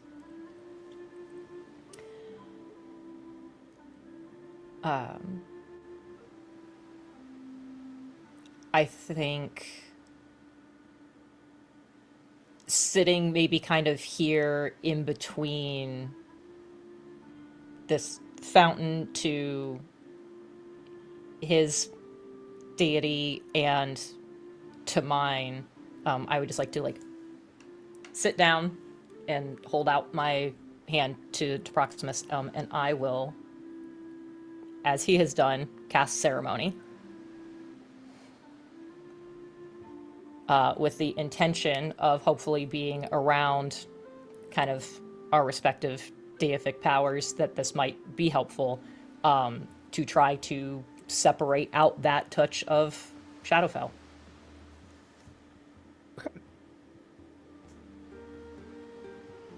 All right. Let's take a look at ceremony real quick here. I know it gets a little bit loosey-goosey, but ceremony No, that's- is inherently loosey-goosey. And if you're going to say that a first-level spell is not going to quite do it, I have backup plans. Fair enough. I just forget that ceremony. Why am I sweating right now? God. Let's see here. Okay. So it gives some options. You know, this isn't a wedding or a funeral rite or a coming of age. You're not making holy water. It's like when we did it, when we Uno reversed this, it was like kind of, it was kind of being like wiggly with the definition of like atonement, which is kind of For like sure. where my thought is here. Atonement or even dedication, you're not necessarily dedicating it like Proximus to Avandra, unless Proximus wants to be dedicated to Avandra. But yeah, let me ask. So, Mikyl, the ultimate goal of this is to purify yourself of Shadowfell energy in you. Mhm. Okay. Yeah, I think in Proximus's timeline, right, his paladin powers have been from one thing or another, and Sure. So, you know, when I got these powers, I was a oathbreaker at the time. For sure. Okay. Atonement, I think, out of the options provided, and if you know there's any modification you would like to make to that, I'm open to it. What it says here is you touch one willing creature whose alignment has changed. In this case, it would almost be class has changed, and you make a DC 20 Wisdom Insight check. On a successful check, you restore the target to its original alignment. In this case, again, not alignment. You would be removing the class assignment of Shadow Sorcerer. Callista, why don't you tell me what this looks like, and then I will need a DC 20 Insight check from you. I think what this looks like is she starts doing something that I think Scarlett was the only one who was around while she was unpetrifying the other sailors. And I think she starts kind of speaking a prayer to herself in Celestial and not like normal common like she normally would. And I think Proximus or anyone else who might be around would see the gold filling in her horn starts to just softly glow, as do both the Avandra symbols she is wearing and the one that he is wearing. I think all of those start to just softly glow. And I feel like this is a very appropriate time to use a crit.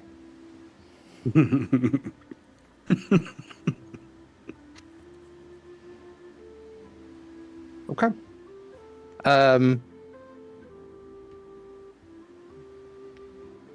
So, critting then on this atonement.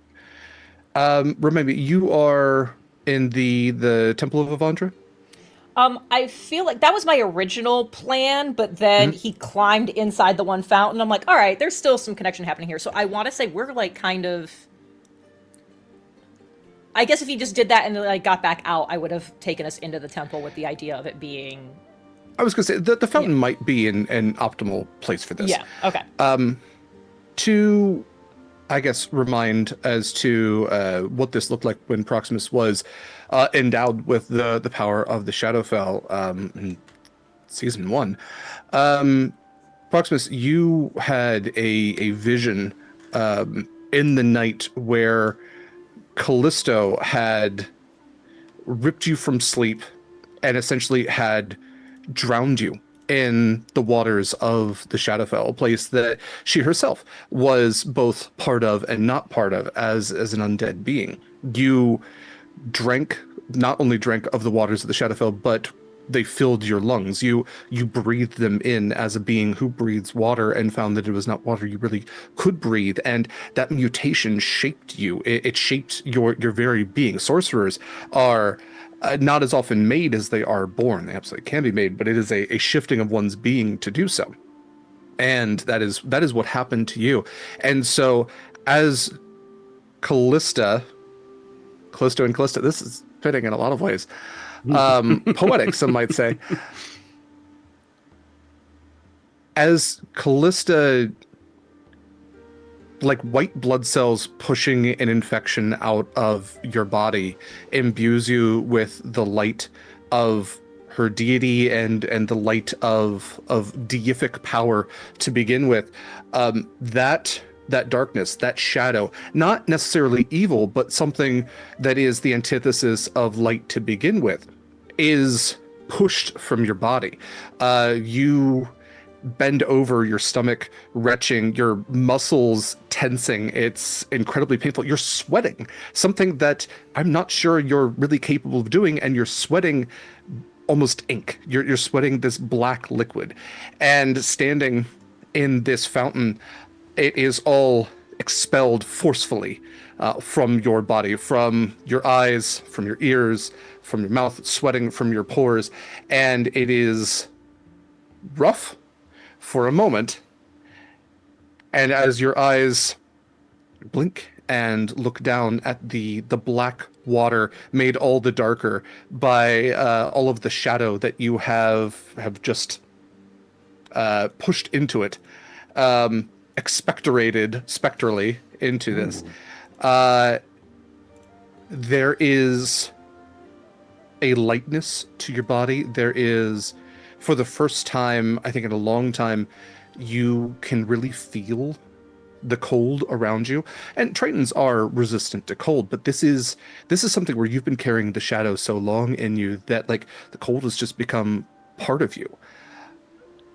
You look down at your hands and they have color in them again. The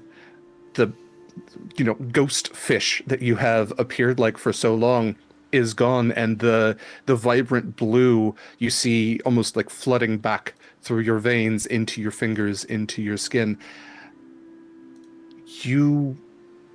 I'll actually open this up. How do you feel? I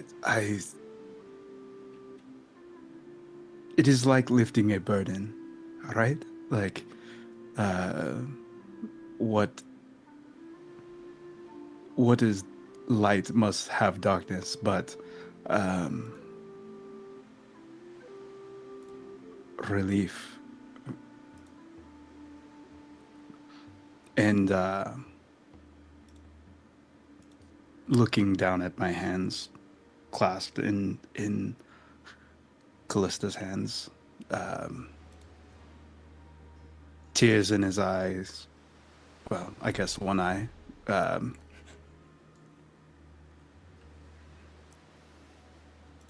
He kisses her hand, and thank you for bringing my Kaila back, for bringing me back.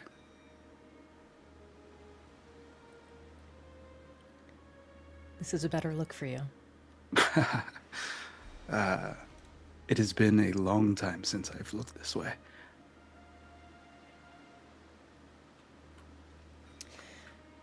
Well, glad to have you back then.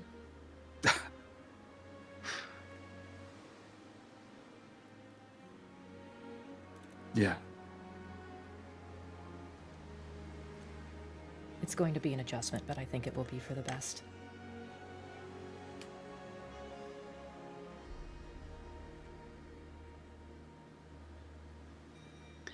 I feel like the crew is probably gonna say something when we get back.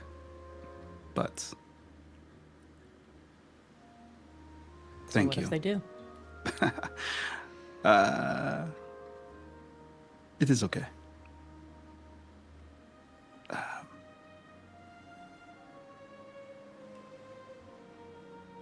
He'll look back over his shoulder at the statue. What do you see?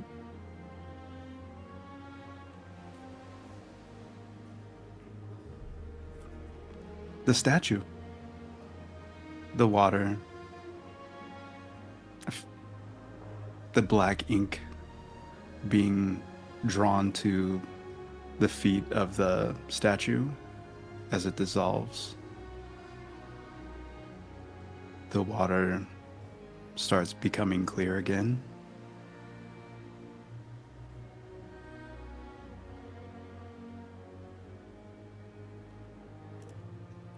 And no glaive. And no glaive.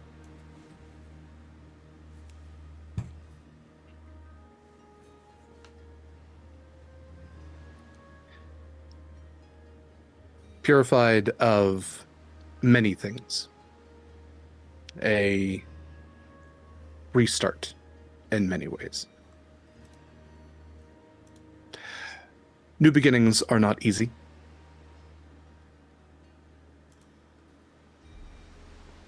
But if we were to consider this a new beginning, I don't think that would be fair to Proximus. This is not the beginning of a new story. It is a chapter in one that has been told for quite some time. One chapter has closed, and it is time for another to begin.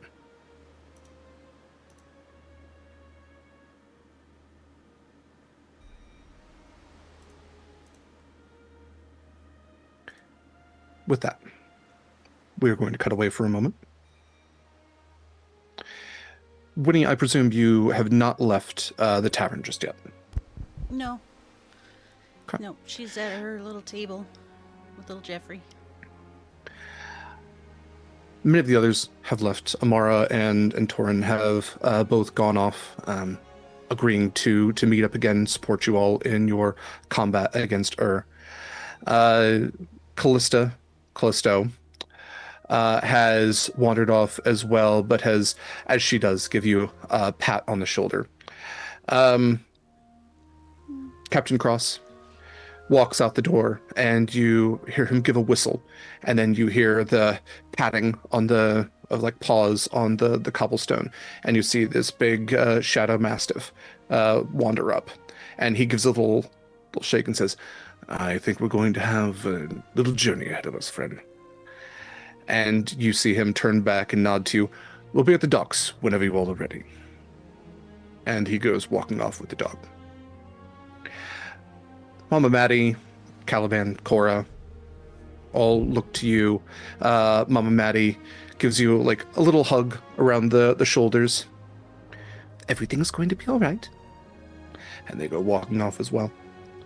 Mama Maddie gives a kiss to Acacia as she goes as well. Everyone else is kind of like wandered off for the most part. So it's odd when you feel a tap on your shoulder and you look down and it's not little Jeffrey. And you turn to see a face that you don't recognize. It is ghostly, human, as far as you can tell by facial structure, ear shape, everything else. Little Van Dyke sort of facial hair configuration, balding, almost like half-assed tonsure around, and dressed in like some half-decent clothing that presumably he was dyed and or buried in. And he says, "I'm terribly sorry to bother you, and perhaps even more sorry to have eavesdropped a bit, as I suppose I did, but what better way is there to learn things? Were you all talking That's what I'm always about... saying. Oh, a fellow investigator and scholar. Do you mind if I have a seat?" No, please have a seat. I don't mean to start this out super awkwardly, but did I or my companion here, little Jeffrey, did we kill you at some point? If so, I'm real sorry. Oh. I don't think so. I don't think so either, but I've already been surprised once today, so I figured it was best to ask. No, I am Xerxes Wickhorn, the scholar, librarian, researcher, polymath. Do you have a lot of math problems here in the Shadowfell? More than I can count. I'm just joshing you. I don't know if that's the same here. You're just joshing my pickle? Yeah, yes, exactly that. Oh, good. That saying is universal. Excellent.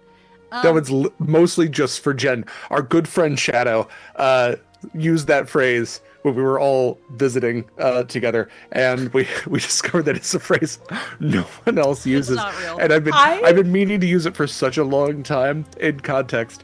I So completely forgot about that, and that Shout out to activated me like Shadow. a sleeper agent. So shout out to our good friend Shadow. I needed that. Thank you. Yeah. I am Winnie of Andriel. It's nice to meet you. Xerxes Wickhorn. Pleasure is mine. Yeah, you just said that, but it is very nice Yes. to meet you. Oh, and this Yes, is little I just wanted to Jeffrey, I'm repeat it. sorry. Oh, He probably won't chew on you. is that first name, last name, or is that more of a moniker, attribution based on physicality? It's actually kind of all of those at this point. He contains multitudes. Not literally. Not at the moment, anyway. So Jeffrey, comma, Little. Lil, all right. Really, we've kind of shortened that down a little bit. Ah, I see. Yep, apostrophe, of course. Well, again, terribly sorry to bother you, but I figure that friends are just people you haven't met yet. No, wait. My God, I say that all the time too. Friends are people you're... Everyone's a friend. There's something to Yeah. that. But like mine's.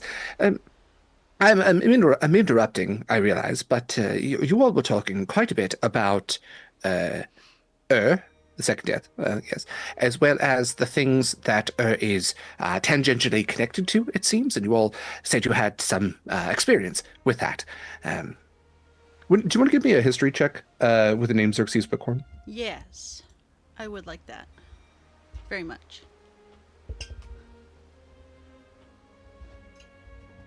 Also, Well, I'm going to die in this fight. Thank you to everyone for donating. Believe we hit our goal of $300. So thank you all so much for all the wonderful donations. I think we did that a little while ago. Just forgot to shout it out. Yes. But I did update things earlier, so Beautiful. yes, thank you. So that was a nat 20 for 31. So sorry I'm going to be useless in the fight, guys. Yeah, remember vividly, Xerxes Wickhorn is the name of not someone you have met before, but someone you have read about, or at least read some of his works. Xerxes When he goes Wickhorn... starry-eyed. Yeah, no, he's full celebrity. Xerxes Wickhorn is a human archaeologist who you read about because he kept several journals that were, several of them were kept in the library of Orphandil Arcanium, which was in season 2, episode 12. So this was in Anchordown. So beneath the ocean, you were able to go to Orphandil Arcanium, which was the college there, and you read about a human archaeologist that lived prior to the deluge, who was a researcher focused on uncovering elder artifacts and studying their nature. Do I know, based on that information, if he died in the deluge? No, you don't know that. Okay. You know, I think I might be familiar with some of your work. And, if you're the same, Master Xerxes Wickhorn, I have some really bad news about, the material plane. But, maybe we could just skip past that. I mean, I've been here for a little while. How bad is it? Where are you from? It's Oh, I'm from all over. But That's I was good. originally born in Cavalon. How's that been doing? it's less soggy than some of the other places, so That's 100% not true. It's so sunken. yeah. Sunken and Yeah. ruled primarily by like Vikings, essentially. There's a new one. That's nice. Yeah. There's a newer, shinier one. Yeah. I forgot a good chunk of it sank. Oh well. Yeah. What did you man, an archaeologist in the Shadowfell must be fascinating. Yes, it's actually why I've stuck around for so long. Get to learn quite a bit from people's stories and all the people that pass through. I've had many opportunity before arrived to pass through the Hall of Doors, but I preferred to do my due diligence, collect the stories I can. Still writing, of course. I'm glad that some of it has survived to see eyes like yours. If you've got any of your writings, I would love to peruse those briefly. Um, Could I buy you a drink yes. or a snack? I don't know what you consume at this point. It's mostly by choice than necessity anymore, but won't turn it down. I'm gonna send little Jeffrey to the bar. Yeah. It's okay. I've fixed his stabilizers. He's much better than he was before. So what has your research led you to? I'm guessing if you're talking to me and you eavesdropped on us talking about and the rest of the kind of like nightmare that is his lineage, hopefully they're connected. It's my theory, yes. In my time with researching the, what we would call the Elders and some of their, the archaeological digs, I was able to, yes, you made a face and a sound. Winnie in Elder is going to say, "Oh my god, you researched the Elders? That's so cool." Is that Gnomish? I don't understand what you just said. She's going to switch to Gnomish and say, "No, this is Gnomish." And then back to common. Oh, okay. So research Elder, don't speak Elder. Got it. Okay. Oh, is that Elder? No, I only ever was able to translate essentially what the words mean in a lot of ways, not all of them, but I was both top and bottom of my field in many ways. We call that a switch. Mm-hmm. I I the was switch just of my typing field. that. I was trying so hard. I blue screened because that was all I could think of. It's okay. My accent probably isn't so good anyway.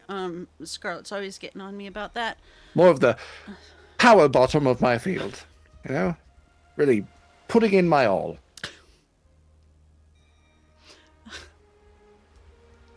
Okay. All right.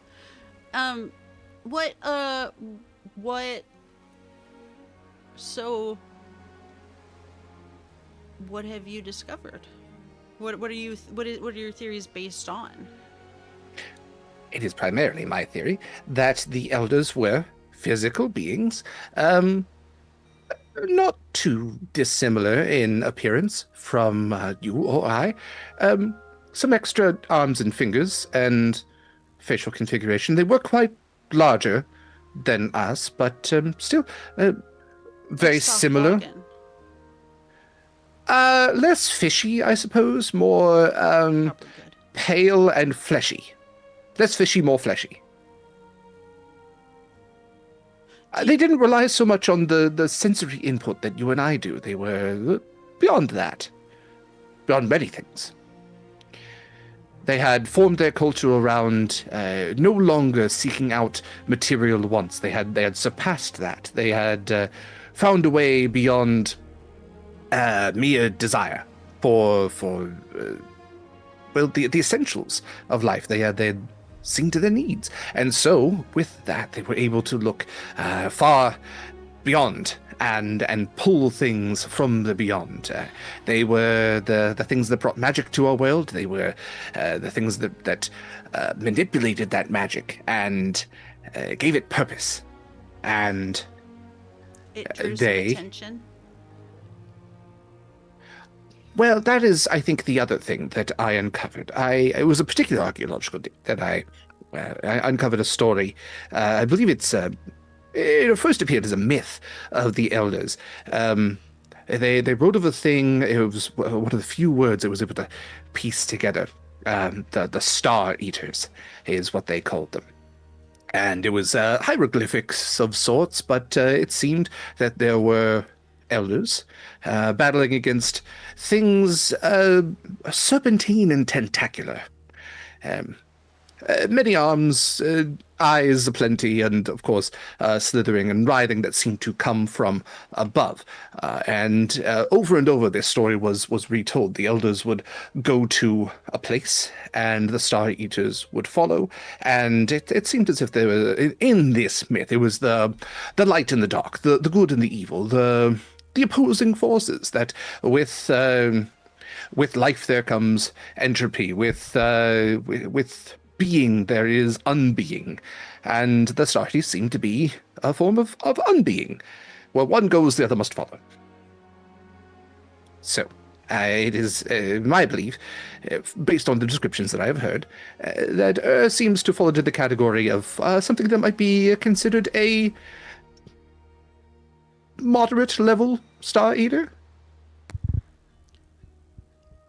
There are the lesser ones for sure, and the greater ones, but the greater ones tend to exist beyond the stars. Well, that's some good news. That's exciting. Is it? I thought so. When he has started to take notes, like got down to Star Eater, and then just sort of put her pen down.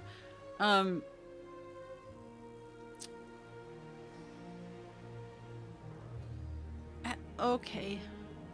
I don't suppose in your research you discovered, like, how they fought.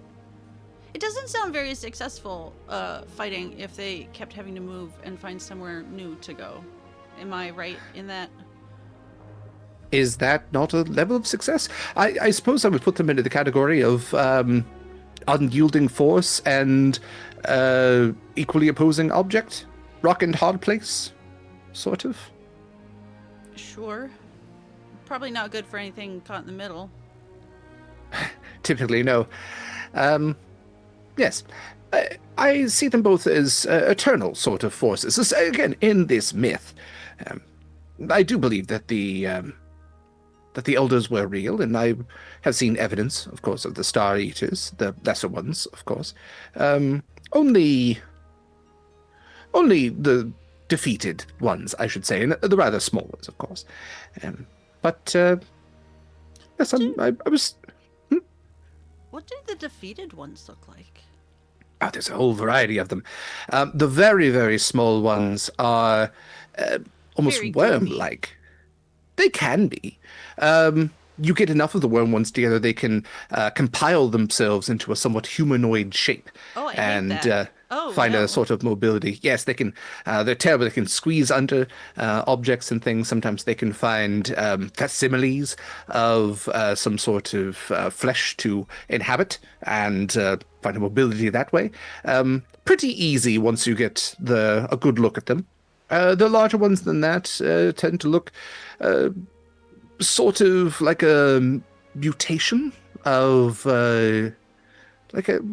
Sahuagin-esque, I suppose, but I think that's a disservice to Sahuagin. But No, I think I fish-like, know. serpentine worm-like, big fishy mouths, yes. Yeah, when you will describe were they star sworn? Starborn, something like that. That was rhyme. That's not it. But Okay. yeah, it's something along those lines. Yeah, so something I'm sort of looking it like up. that. Yes, I believe that is a category that they were put into. It's also my belief that there are similar beings, almost cousins, to the Star Eaters, things that evolutionarily branched off, things like aboliths or illithids. Anything that's fishy or tentacly enough might have a branch in that familiar tree. Huh. Yeah, I am going to metaphorically hold your hand when I tell you this, but I think you're on the right track. Oh, Yeah. they were Star Spawn, by the way. Star Spawn. Dang it. Star Sworn is a pretty cool name, though. Isn't that there's Iron Sworn, there's Shoot, Star... I think you're right. Star... Yeah, I thought it was, I don't know. Whatever, yeah. No, it is a good name. Still a good name. Still a good name. Star Spawn. Yeah. So my friends and I have a working theory, one might say. Oh, do tell. Yeah, that like in a nutshell, like parts of the elders, not like, you know, like bits of their essence or something, have been sort of fallen down on the material plane a little bit. Gross. Yeah, when you really think about where it comes from, it's super gross, but when you actually have one of those like shards in your hand, they're like super powerful. Oh, you're talking about the Elder Shards. Yeah. I was never quite confident that those were pieces of elders. That's never something I was able to research, but the theory existed. Do you have an opposing hypothesis? No. Okay. Did you ever come across any of the rings? What? No. What do you mean? When he's gonna rifle through her bag for like somewhere she had a copy of the ring in the sunken city, the dwarven throne. Yeah. Yeah. Oh, yes. I seem to recall that I uncovered one of those. It didn't seem of any terrible significance. We were more focused on the structure that we had uncovered, of course. Interesting. I believe I sold it off to some Nerian merchant for only like 50 gold or so. Well, I guess if you needed the 50 gold, then It was fine to have. okay. Yeah. There are people willing to buy all sorts of junk from archaeological digs, of course. There sure are. Mm-hmm. If you come across more of those, maybe add a couple zeros.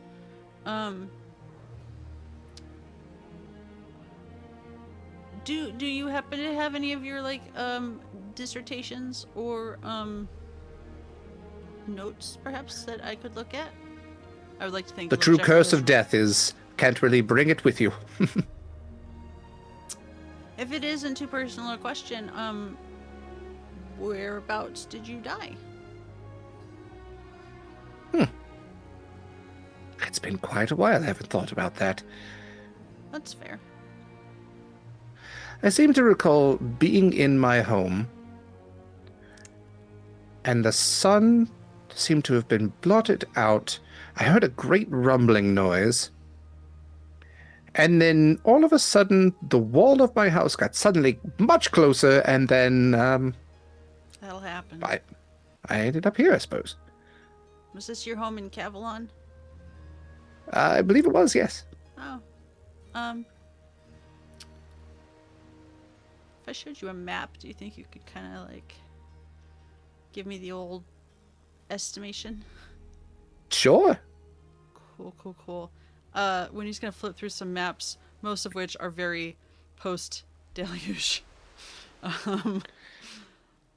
Is this one of those joke maps? What is this? Yeah, the power ran out. It used to do a haha, joke's on you, this isn't a real map when you unrolled it, but it doesn't do that anymore. What about this one?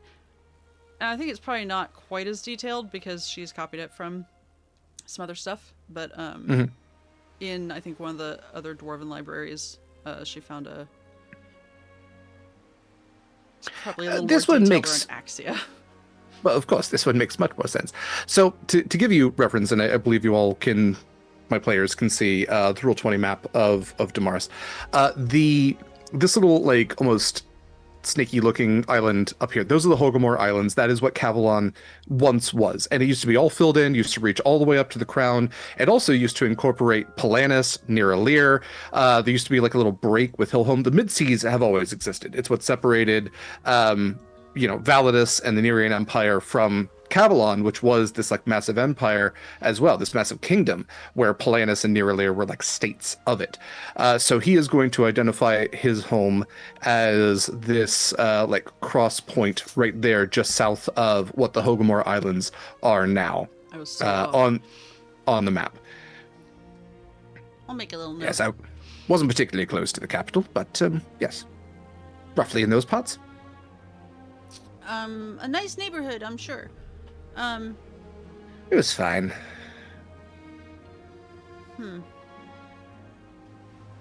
So Too many children playing stick hoop. Oh man, I used to love playing stick hoop. Then my mom's took my stick and my hoop away. It ruins children's attention span. Well, they also said I shouldn't be playing it in the house, which I guess is fair. Well, you shouldn't be. How has your research been trucking along here in the afterlife? It's been fine. The different stories from different people. That's most of what I'm collecting now. Not too many people are familiar with the elders in an academic sort of sense. It's a lot of stories, fables, that sort of thing. I keep coming across people that talk about some sort of flood or something else, but it seems like it affected a handful of folk. I typically don't focus on that too much. A lot of seafarers coming through these days. It's good not to get distracted with extraneous stuff. Yes. Whew. There's this like look that kind of like comes across his face, almost like you see like the windows shutting down sound like happens, and he blinks a little bit. Hello. Hello. Do we know each other? Yeah, we're very good friends. We just met a couple minutes Oh. ago. I'm Winnie. Oh no, I remember a couple of minutes ago, I think. I'm Xerxes Wickhorn. It's a pleasure to make your acquaintance. I am a scholar, I am a researcher, you're investigator, very famous. polymath. Oh, I won't That's make the nice. joke again, I promise. Where were you a couple minutes ago? I'm sorry, with someone else. What were we talking about? Friendly things, I hope? Oh, yes, your research into the elders. Oh, yes, I've done quite a lot of research into the Elder. So you a fan? Yes, very much. I've heard ever so much about you and your works, but I don't know what you've been working on lately. Oh, mostly collecting the stories of people that pass through here. Different collections here and there. It's tough when your papers are also ghostly. It's hard to keep them organized, but one must keep one's mind active, or one is likely to lose it. And when he says lose it, you do see that the ghostly form does flicker just a little bit. And for just a moment, you can see what will soon be the will-o'-the-wisp, kind of almost at the core of him. Winnie is happy to sit there and patiently revisit different angles of his research for a while long until someone says, hey, we're doing something else. Yeah. You notice like every 5 minutes, there's blank slate resets. Yeah, that's fine. She'll keep buying him drinks also if necessary. I mean, just like when he runs out. Yeah. And just fill out her notes and yeah. Yeah. Okay. Well, Winnie 51st states this scholar. What would the rest of you like to do?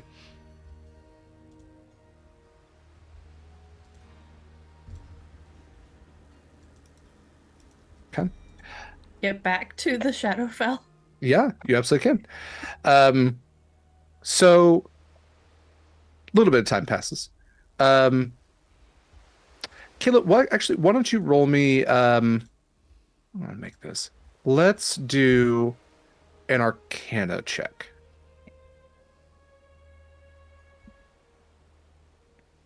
13 plus 8. So Yeah. 21.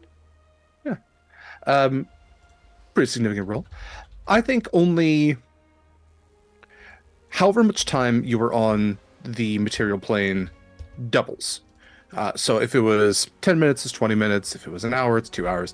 But it's not like a significant amount of time to what you all had planned. And so not too much longer from when you left.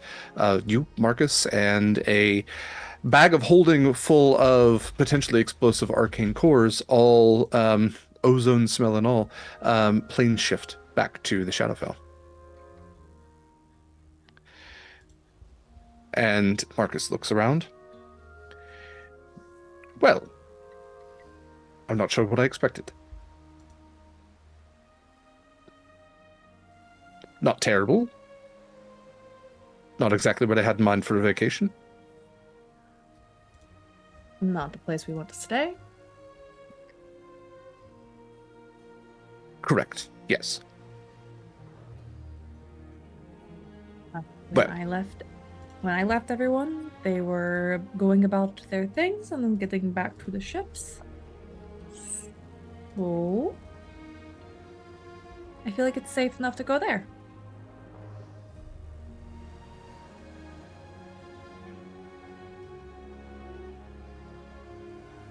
Just gotta get to unmute. There we go.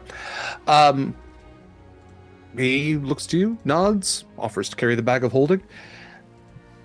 My first time here, so I look to you as a guide. Get him right to where the ships are. Okay.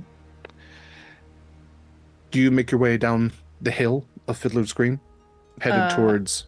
Yeah. Yeah. Okay. Headed towards the dock. So looking down this hill, not a super sharp slope, but all the houses, homes, buildings, businesses are all built into kind of this slope upwards, and so it's an easy descent down on this cobblestone street. As you're passing by specters and Marcus's kind of fiery ambience, lights a different sort of light from everywhere else around. And his blazing coal eyes look all about. And you can tell that he's trying to like catch a face, see if there's someone here that he might recognize. And a little bit of time passes. He doesn't seem to stop or recognize anybody, judging by his facial reactions. But you see the ships as you're heading down on this glassy black ocean, and as they get closer and closer, you are able to reach the docks and see a variety of ships, all of significant size, that are all at port here. Do I know which three are the ones that we're going to be using? You would definitely know because you saw the psychopomp, and you've been on Kallista's ship, Mhm. and The Widow Walks is the one that's a little iffy on. yeah, the Widow's Walk. You would at least be able to see the names of the ships and identify them should you want. I'm going to direct us to Cross's ship. And you know there was only a parked a couple down from where you all were. So Marcus has the bag of holding kind of strap slung over his shoulder.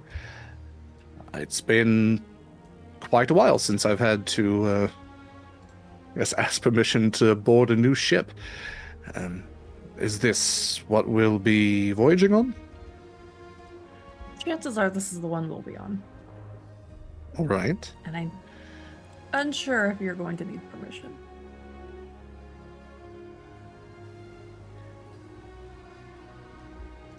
You're up to something? Never. He tentatively walks towards the gangplank along the wooden boards and looks up at the ship and looks at the name of it, the psychopomp. He looks back to you. Sirens first? First mates first. Pulling rank. I have to sometimes. I don't ever do it when it's important. It's tough not being captain, isn't it? He takes a few steps up the gangplank, and slowly he makes his way onto the deck of the psychopomp. And as he does, he plants his feet and looks around, looks back at you. Pretty decent ship, it seems. It's a pretty good one. If this is where you're going to kill me and make me the captain of this ship, I'd rather you just do it now. This ship already has a captain. I'm not going to do that. All right. I quite like you. I'm not going to kill you. Well, I quite like you too. All right, there's a captain of the ship. Fine. Mhm. Suppose I should introduce myself? Probably it seems like the respectful thing to do. Mm-hmm. He looks around, and as he's looking up at the helm, his eyes widen as stepping from just out of view into full view is the ghostly image of someone that he had fully resigned himself to knowing he would never set eyes on again. And the ghostly figure of Captain Cross stands not looking at him, looking in profile out towards the glassy black horizon. And Marcus's wide eyes look from him to you. You are beautiful, wonderful, and a little cruel. I need you to know that, but I love you very much. I only put you in life or death situations when it's beneficial. This seemed pretty beneficial. He takes a breath and looks back up to Captain Cross. Captain, if you're in need of more hands, I have 2 that I'm willing to spare in service.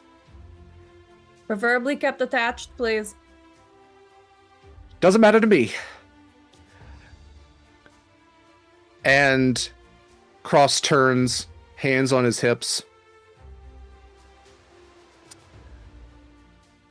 Well, then what are you lollygagging about for? You know what needs done. To it, boy. And Marcus smiles. Captain Cross matches his smile. And the two run towards each other. Captain Cross making his way quickly down the rounded staircase, Marcus running up to him, and the two give each other a massive hug. And tougher to hug a ghost, but ghosts can make themselves corporeal when they want, and it is cold and warm all at the same time. And Captain Cross pats him on the back, as fathers will do, and pulls back from him, grabs the sides of Marcus's face. It's good to see you, boy. I had hoped I would not see you here for quite some time, but I've met your lady love there, and if she brought you here, it means she needs you. And it doesn't seem like she needs people very often. And Marcus just grabs Cross's shoulders. You look like shit. And they drop their arms to their sides. All right. I think this is going to get a little weird, Cross says. I just never thought I would see you again. So, no judgment on this, but... And he gives a little whistle, and the dog The shadow mastiff comes trotting down. This is also Marcus, don't be offended. I think he might be cuter than you. He does slobber more, though. Only a little. Marcus just looks back to you. Thank you so much for being here for this. Couldn't imagine it otherwise. This is when I like to remind you that you did choose to marry me. And I would do so an infinite amount of times. It's a good name, Captain. What have I gotten myself into? And Captain Cross just pats him on the shoulder. Do you see that lady there? The lady that you married? I think you know what you got yourself into. And Marcus just nods. Yes. Yes, I do. Yeah, remember, I firstly stole your ship. You're welcome for that. 2, you saw me almost turn into a wereshark. You're welcome, I didn't. 3, I was kidnapped the same night that you first told me that you loved me. And you thought I abandoned everything. Cross leans in, and you have a high enough past perception for this, but he just goes... I can also read lips. Yeah. He goes, listen, son, sometimes having no ship, no pants, and no dignity is... Sometimes it's just something we have to live with. At least you ended up better than I did. He still kept his pants. They both look to you like, oh God, she heard that.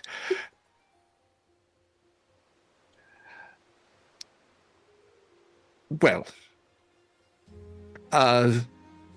Marcus is a little speechless. I'm just so glad that the two of you got to meet. I'm regretting it slightly now, but still, that is outweighed very much by... I'm just very happy that this happened. I will help in any way I can. And Captain Cross goes, of course you will. Also, we're facing a fate worse than death. Typical day.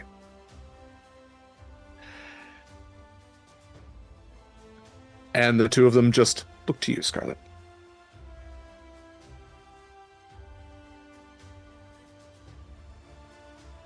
We are going to outfit our 3 ships with the arcane cores that I've brought back.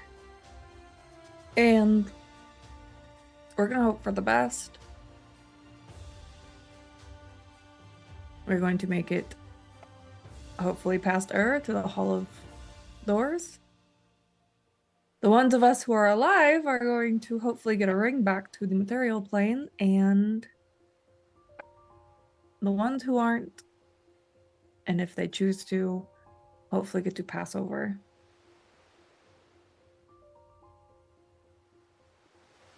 Well, we have a plan. That's More much better than we usually typically do. have. Exactly. All right. With Captain Cross and First Mate Marcus Ashe both reunited, and with those two and Scarlett aboard the Psychopomp. Is there anything else any of you would like to do? Mare. I do have one thing, but it involves ascending. So if anyone else has one more thing they want to do, I want to figure out my word count. Does anyone else have anything to do? Seems like you're all good. Fuck, I just thought of this, so I didn't think my word count. Okay. Okay. If you want to count your word count, Yes, sorry, I gotta. Sorry. no, you're fine. Winnie would like to. Is there any chance he'll show her his ghostly notes, Xerxes? Yeah. He's collected a lot of stories from people that have like passed through Fiddler's Green, so they're kind of cobbled together, but he's also pieced together a few theories on the Elders and the Star Eaters.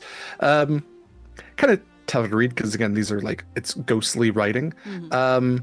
But it isn't common. Is there any sort of like questions or information you're looking for? Just anything that is different. I mean, anything that reinforces what we know.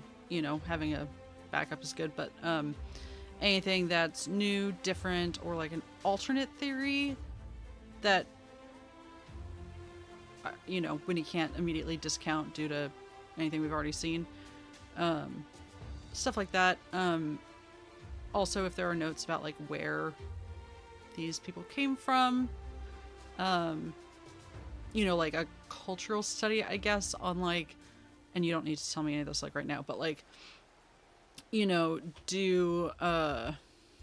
the Axian stories have a consistency that you don't find in like Gundala? Are the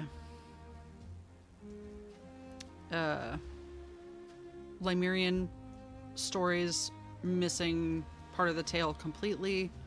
That sort of thing. Like, is there cultural implications that we haven't really come across before? Yeah. Okay. Go ahead and roll me a history check. I think I have an 11. 17. Yes, so that's 28.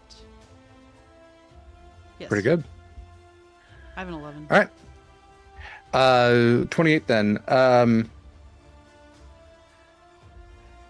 What you would decipher is that, yes, there are cultural differences in the stories that are told, because a lot of the cultural stories tend to connect their culture with the elders, with the story itself.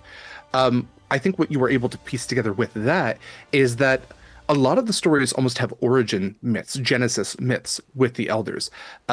There is one myth that you find that kind of describes it's Xerxes making the connection of the physicality of the elders themselves. It's said that they were, we'd say like size category large, pale beings, no visible eyes or mouths, anything like that, 4 arms, and at the end of each of the 4 arms, a hand with 6 fingers. And it is said that these 6 fingers are important because they represent the 6 first beings that were brought here by the elders. And so it's kind of argued like who those 6 were, but a lot of stories agree that it's humans, elves, dwarves, orcs, and then like gnomes and halflings kind of get tossed in, but then some stories argue like, what about goblins? And when you would know that like a lot of beings come from a lot of different places. But like the more material plane bound ones, because tieflings, they have, heritage that comes from, the infernal realms or the abyssal realms. Aasimar the same way. Aarakocra come from the plane of air.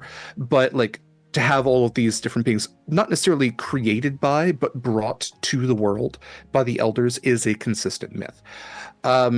What you would see beyond that is that the physicality of the elders, the story of them breaking their bodies into pieces to become the shards is pretty consistent too. That they did that as a sacrifice. But some of the stories talk about elders that didn't, that it wasn't a universal thing for all of the elders, that there might be an elder that stayed behind and passed along knowledge. But they were the ones that, Jenn, I saw your comment. It was their Wow. last resort. So upset. They did cut their life into pieces. It was their last resort. But they didn't have mouths, so yeah, suffocation, no breathing. Stop. I gotta so- go. Yeah. And they were white. It's white people music. But Not sorry for my part in this. so let's see. That was the more cultural thing. As far as the Star Eaters and the Elders, Xerxes' theory is that they both come from beyond. That like Damaris, before it was Damaris, was still existed. The Elders didn't make the planet. They're not they're not gods. They're not deities in any sense, although they do have like what some might be considered godlike power. They're meddling But all their ascended pow- mortals. Yeah. That they mess with magic, they mess with the weave. They didn't create magic, but they were able to manipulate it. They do it in a physical sort of way. He has some sketches of some of their constructs, their buildings, some of their devices that they would have used, some of their hieroglyphics. But yeah, a lot of his stuff is like that's what you're piecing together from the other stuff. Did I miss any questions? You had a handful, and I feel like I missed one or two. I don't think you did. I think that was pretty good coverage. I'm going to note it now that, especially with keen mind and everything, Winnie is going to pay special attention to the drawings, like the buildings and stuff, because that's just how she is. Like, she is a history kid. She'll copy that down later just for interest and like historical preservation sort of stuff. To clarify, because I asked you this I think the other day, but while we're here and on topic, from beyond explicitly meaning from beyond the material plane space, not like astral sea, like Correct. Not so- extraplanar. That is one of the weirder things about like Forgotten Realms, Greyhawk, sort of D&D, is that beings don't really venture. They venture to other planes. They don't venture beyond like the atmospheric boundaries of their own material plane. And I can't remember if either of those is like flat Earth kind of shit. It very well might be, with firmament and all that nonsense. Damaris is a sphere. It is spherical. It has orbit and everything. So that is kind of what Xerxes mentions, is that there are ships in the astral plane between the Gith, the Githyanki, that can travel in what would be considered otherwise space. Why don't they go beyond the stars?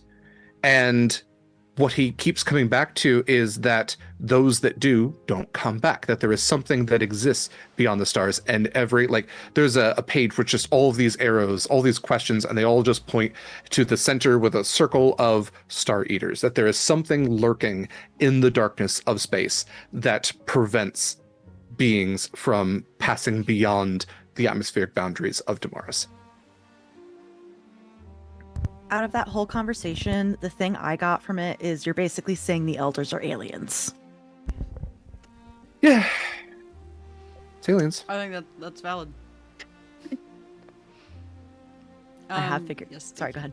Oh no, I was just gonna say that's a perfect And they helped build the summation. pyramids. Take that, Egyptians. All right. I have figured out my word count, and it's exactly $25. Not dollars, 25 words. It could be both. Yeah, you put in your $25 payment. You get a word per dollar. What is your message? All right, let me double check. Let me roll my dice 100. So 1 to 5 is a fail. I got a 98. Great. I'm sending. I think Acacia takes a while to figure out who she is sending this to. It's either Curio or Darius. And Okay. on one hand, Darius is the cool-headed dad, but he's also a worrywart. Mm-hmm. So in the end, she decides to send it to Curio. Okay. And for once, I don't think they hear this from her a lot, but she sounds worried. Acacia's very rarely worried. She's very confident in what she does, and she's stubborn. So she sends to Curio. We're in deep shit in the Shadowfell. I don't plan on dying, but for once, I'm worried. I love you too. Hopefully see you soon.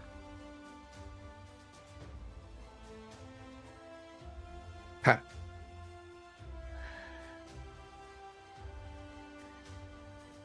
Kiddo, whatever you're up against, I know you've got this. We love you. We always will. Keep your head up and come home. Don't worry about me or Dad. I think that's 24.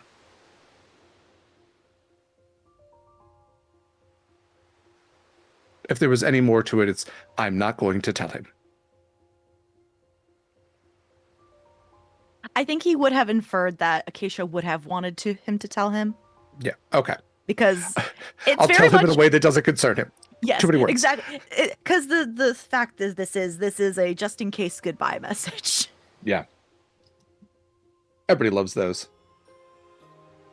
All right. Well, with that, anything else for anyone?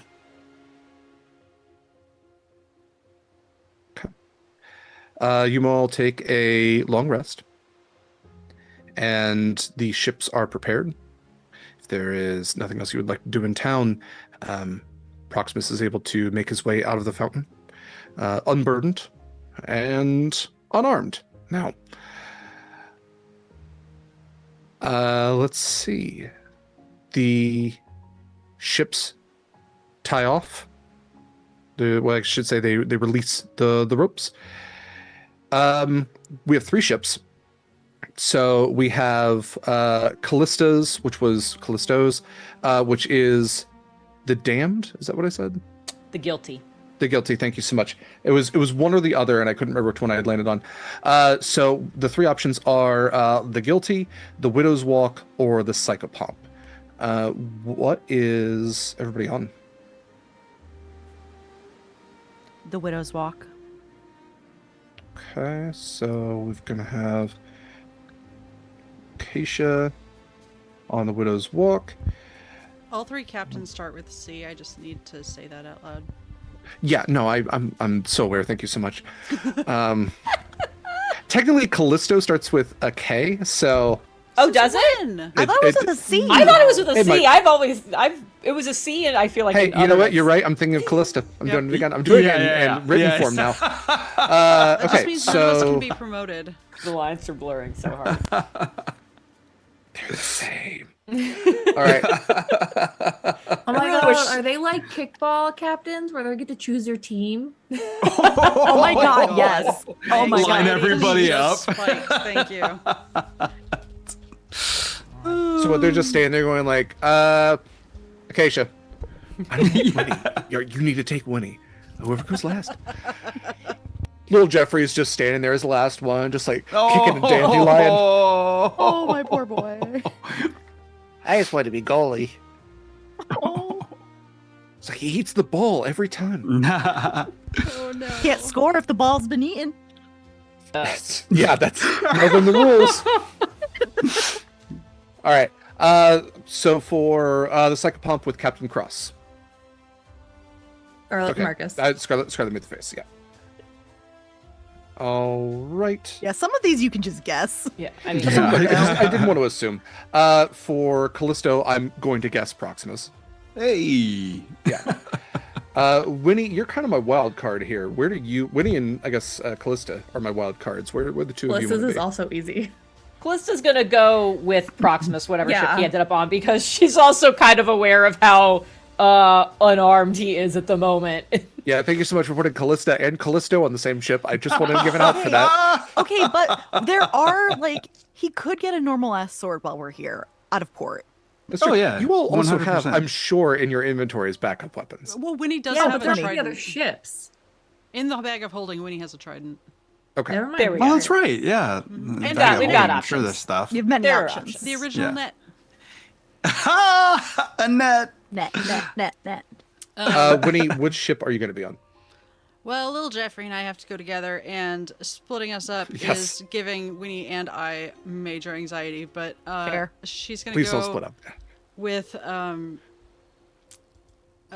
You and little Jeffrey, I mean. The rest of you can. oh god, could you imagine? Callisto. Okay. Okay, she's flying solo. Let's go. Yeah, it's Acacia with Caliban and Cora. Did Cora come? If there is the potential that Caliban is either going to like not exist anymore or that they are going to pass through the Hall of Doors, she's not going to like they've done everything together. That's Like, fair. Okay. yeah, this is there's no existing without him What at about this point. Maddie? Did she stay behind? Um, I guess I'll ask you that. My thought was yes, because again, like there's the chance that she could move on. She's not exactly a warrior by any sense. Right. So would you like her to come along? No, I can't. Okay. Unless she decided to go with her parents, I can't see her realistically coming. Okay. Maybe like seeing them off in the harbor, but not actually going on the ship. Fair enough. There is always the chance that they could a ship is going to make it back and bring her along in the next route. Should you be successful? Okay. So yes, Acacia, Caliban, Cora on the Widow's Walk. We've got Proximus, Kallista, and Winnie on the Guilty with Callisto, and then we've got Scarlett and Marcus with Captain Cross on the Psychopomp. We have Amara and Torin for like your NPCs. Essentially, we're not going to overcomplicate combat with this, so they will act as support. We're going to do this very similar to the fight with the Tombstone Twins, where you all will have like ship actions that you can take, whether that is maneuvering the ship or firing, things like that. I will repeat all of this with our new season because we're not getting into this fight today. But No, let's I will go.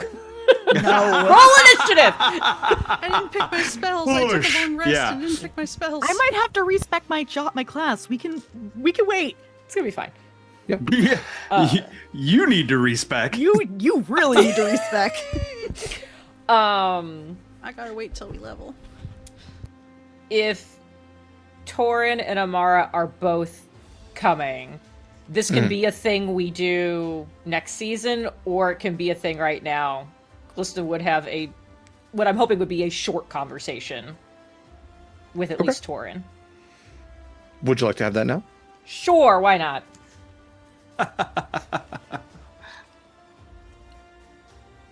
I need you to promise me something if you're coming along on this particular adventure. All right. Don't do it again.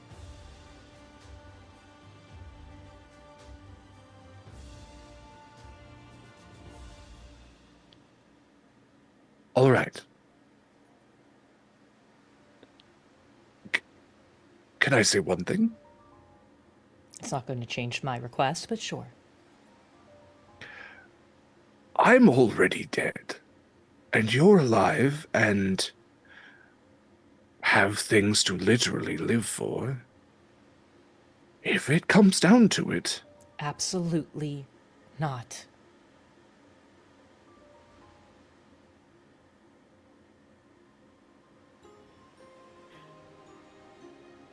I've never broken a promise.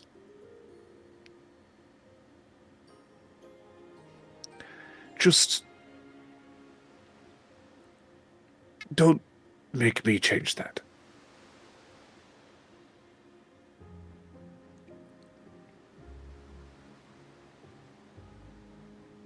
You died for me once. I can't handle you doing it again.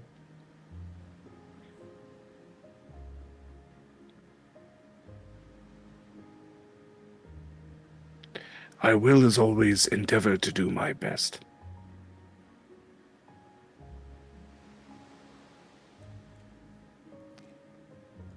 I need you to actually say it. No loopholes. Kallista, I promise.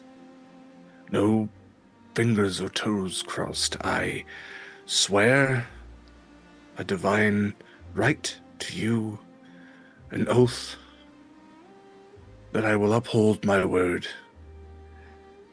and not intercede to my own immortal detriment on your behalf.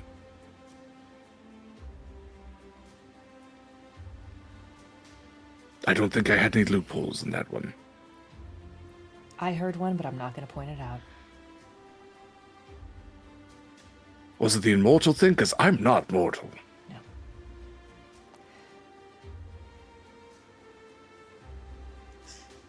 Glad to fight with you one more time. Who would have thought? not me. I've learned some fun new tricks. I think you'll be very excited. I'm worried now. Good. And she's just gonna go up the ship. Okay. The ships, all prepared, go to depart the port. This whole episode, I forgot that that Corvus is there. I'm not even sure if I had him written. Sure didn't. Had a whole list of people, and Corvus wasn't there. Everyone Alright. else was making the points he wanted to make. He didn't see the need to butt in. He was so quiet. And let's see. He is going to be aboard the Guilty with Callisto because that is the ship that he is first made of. However, when preparing the ships, he does come over to the Psychopomp and stand next to Scarlett. I just wanted to say that we are all going to be... Everything is going to be fine. And if you need anything at any point, I will only be a ship away.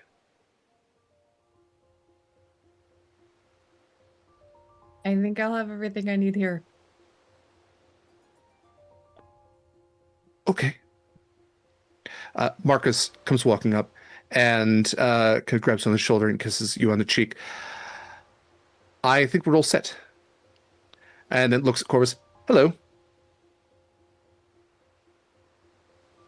And his eyes widen a little bit at this spectral Triton. Marcus? Corvus?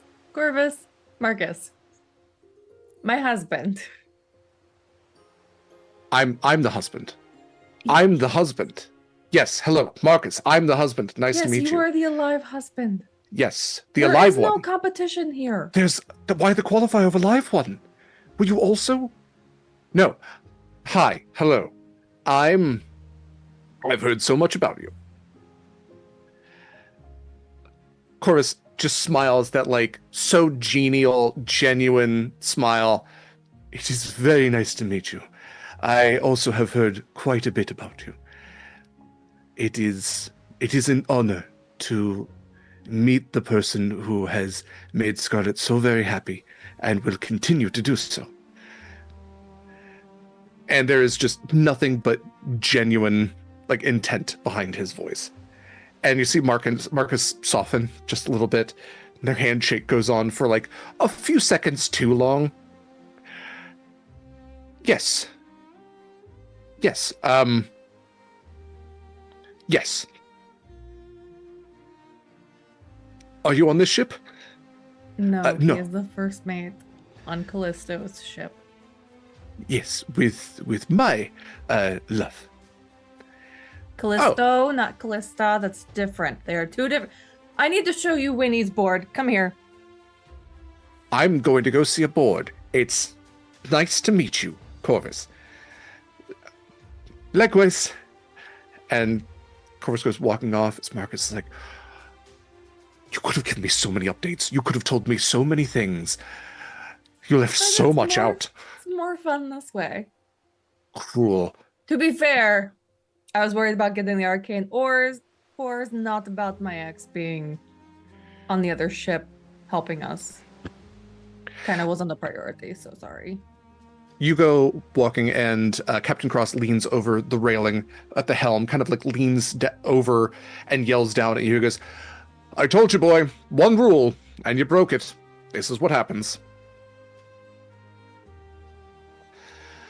Was the rule? He said that if there was one rule to follow in life, it was that a sailor should never marry a siren. I never listened to him in the first place. Okay, well. At least it wasn't don't marry your captain. Oh, that was rule 2. Although that one seemed weird for him to tell me.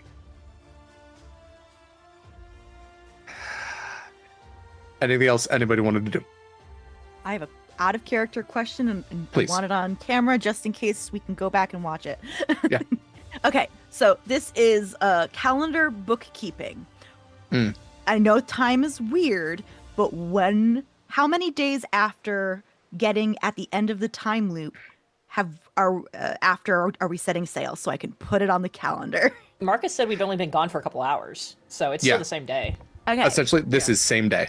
Okay, so I can put episode 22 to 30 Yep. on High Banner Hell of a day. 28. Very long day. Yeah. It's to make up for the Plane of Fire, where it took us 6 months in one day. Oh, just wait till you do the one of the Feywild. two. Oh, I'm so excited for the Feywild. I love the Feywild. So material, plane, time passing, not Shadowfell. Hmm. All right, I'm done. Perfect. Thank you. Thank you. Thanks for maintaining the calendar. So, the ships set sail. The cold, ghostly wind propelling you out towards this endless, blackened horizon. Despite the darkness of the Shadowfell, the ominous sort of the motive, the motion of the seas around you, like everything here is, it's filled with necromancy and death, but there is still like this hope that fills your hearts, that motivates you forward. And the ships, all these like galleon ships, they're galley ships. They are larger than any ship that any of you have sailed. And again, skeleton and spectral crews all about. Many of your companions, familiar faces now, all urging their ships forward. This little convoy that you all have established. It takes what would be probably days of Shadowfell time, navigating by a map that is ephemeral in the sense that there is no chart to where you are heading. You know that you were meant to go up, and so up you travel.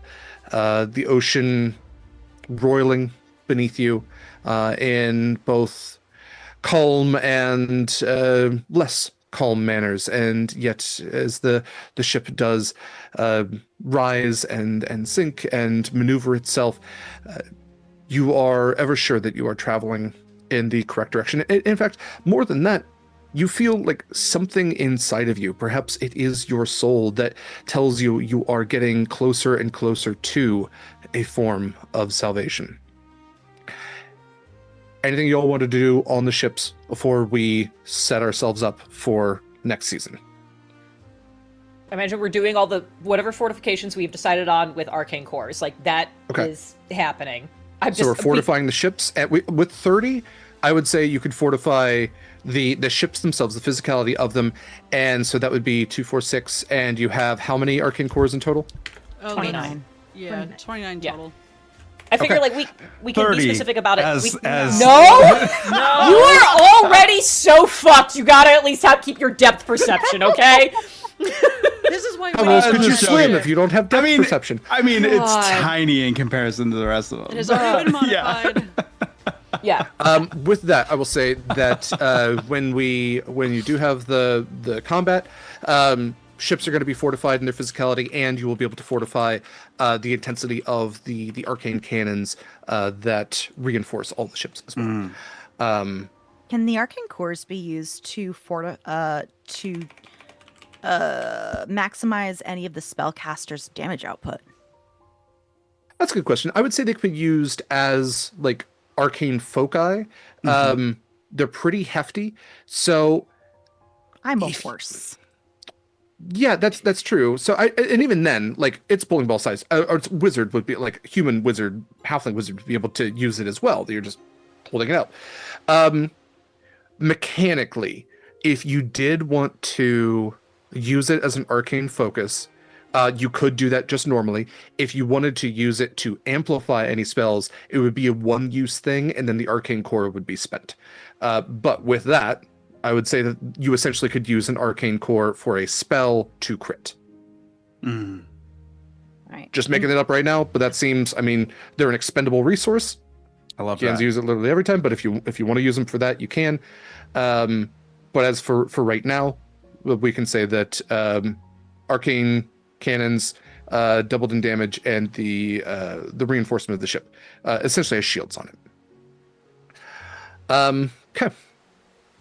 We do everything that we're going to plan between season 5 and season 6 during this time period. Absolutely. Any preparation. You don't know exactly, like, we could maybe do like one turn of any sort of preparation stuff before you actually like a recap reach of Get there. Right. remembered. Yeah. Yeah. Because I'm sure I think we have so many details we need to figure out before season 6 anyway, and before we Sure. actually do this fight. Yeah, I have things I'm going to send you, Derek, that I'm going to ask if Kallista would be allowed to do to help with some ship stuff. And then, yeah, if we're going to get, like, one round of, like, we see shit's about to pop off, I have a one-round thing of, like, before we get into things. But, Cool. just establishing that on camera, I have said. I'm sure we'll all rewatch this. Yes. Great. So, several days pass.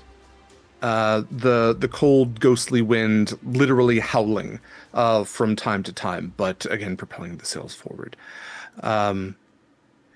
It is when you get to a certain point that all three captains, independently of each other, begin to reef the sails and slow. The information is transmitted by flag signals that you are coming close to your goal. Lookouts, no one shouts that there is any sign of the Hall of Doors, any island whatsoever, and yet every indication says that this is where it is meant to be. And as each of your ships slow somewhat, no perception check needed. There's no way to miss this. It's almost as if an island itself is rising out of the ocean before you realize that it is something that is arching, serpentine-like, out of the water and back into it. It is almost made of onyx or obsidian with the sheen that's given off of it, maybe because of the water that is reflecting off of it with this green ambient light from above. But it is almost island shaped at first. And you look out and you see a being that is cresting itself out of the water. At first you can't tell exactly where it is because it seems to be in several places at once. This snake-like form that is arcing and coiling in 5 different places until a massive lamprey-like set of jaws, circular and toothed, all the way down this massive throat that seems to end in void within. I'm going to move you all to this map here, so you, unfortunately, our audience can't see, but you all can kind of see what this battle map is going to look like as all 3 of your ships stare down the maw of the Second Death.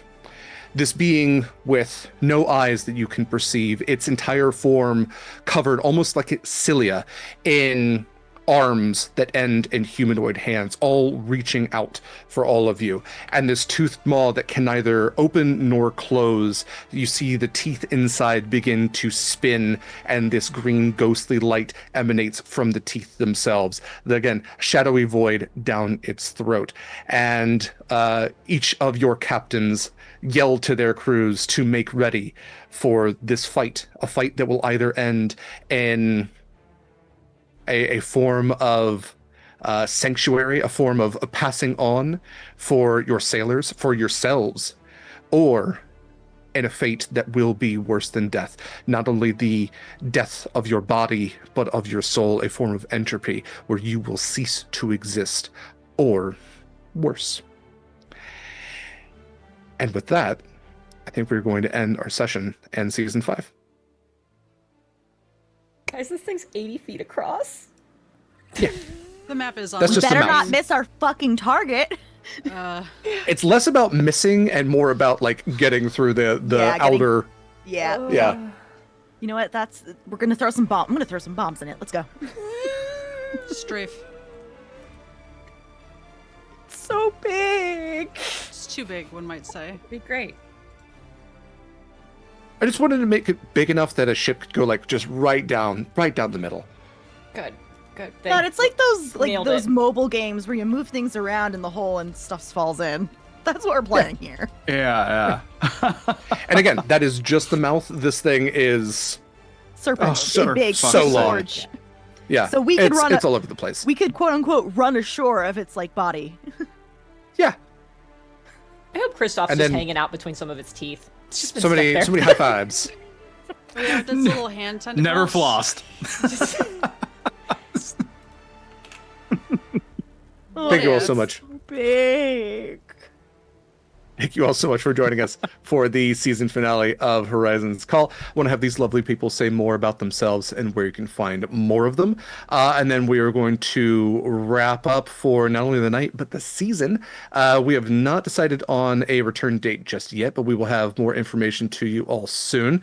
So you can always check out our socials and our Discord for more information on that, but we will definitely be posting about that. Yeah, let's have these lovely people say more about themselves. Mare, if you don't mind starting us out. Hi, I'm Mare. You can find me on all applicable social media at Archmage of Dice. You can find me here when we return eventually for season 6 playing Acacia, who's fucking terrified. You can find me on Thursdays at 8:15 p.m. Eastern, 5:15 p.m. Pacific, playing Erasmus Brevenfeld in our Zenith 3000 game. We're all traumatized. It's fine. Even worse than this group right here, which is saying something. And starting this coming Saturday and 1 week from today at 1 p.m. Eastern, we will be starting our preseason episodes of character introductions from our upcoming game, the Indigo Nexus, an Invisible Sun campaign. So we will have, starting on Saturday, we'll have 5 episodes of a one-on-one session with each new player and character before we hit our premiere on February 21st at 1 p.m. Eastern. I am really excited. It's great. Very excited for that as well. Thank you so much, Mare. Next up, we have Eva. Hi, hello, it's me, Winnie, also known as Eva. I'm done. You can find me running tech between now and when we come back. You can also find me, as Mare said, on Thursdays, playing someone who's also trying to do the right thing, but is a bit more serious than Winnie. Possibly more practical. Maybe other stuff. Eventually Vison on Sundays. Also traumatized. Man, there's a theme that I'm picking up on. It's fine. Yeah, I think that's about it. Great. Again, thank you to Eva for running production for this particular session. Next up, we have Mikyl. Hey fam, I'm Mikyl. You can find me at Mikyl Sandoval on Instagram and BlueSky. I do some things, been working on some 3D modeling and some art and probably art for season 6. So come hang out with us on the Sword and Key Discord because that's where I'm normally at. So yeah, thanks for having me and thanks for joining us on this journey, guys. Like, this is so much fun to share it with you guys. Thank you, Mikyl. And thank you, Mikyl, for the incredible artwork that you can see on screen as well as in all of our promotional materials. Definitely check out the Sword and Key Discord. Mikyl has a dedicated channel to that. So, yeah. Next up, we have Kaila. Hi, hello. My name is Kaila. You share your pronouns, and I am a Sword and Key exclusive. And for the last time this season, I've been your Siren Storm Sorcerer, Scarlett Shores. And that's all I got. All right. Then we have Jenn. Hi, I'm Jenn. I'm Low Zelda in places, and I'm also Long Dog Dice. I've been doing streamies finishing up Silk Song. I'm gonna start Hades 2. We're gonna get back into Ocarina of Time randomizers. So if any of that sounds like your jam, come hang out with us over there, and that's great. If you've been watching GDQ this week, hey, I had a prize up today. I made a Korok rug. That was one of the raffle prizes today. I was very excited about that. And that's about all I got going on. Lots of dice things, but a lot of it won't end up on the website because it's all secrets that I'm doing for other projects, and you'll see those soon. Haha. You can Very also excited about that. You can also get your own dice. My commission form is back open. Do that if you want some custom stuff. There we go. Now I've said all the things. I'm done. You should do that, and we'll talk about that here a little bit more in just a second. I'm Derek Sword. I use he, him pronouns. I have been your GM and your GC, your guiding compass, for this season 5, for all 5 seasons now of Horizons Call. Several years, several seasons, many more to go. Thank you all so much for joining us on this Odyssey, as it was originally intended to be, is a game about the Odyssey.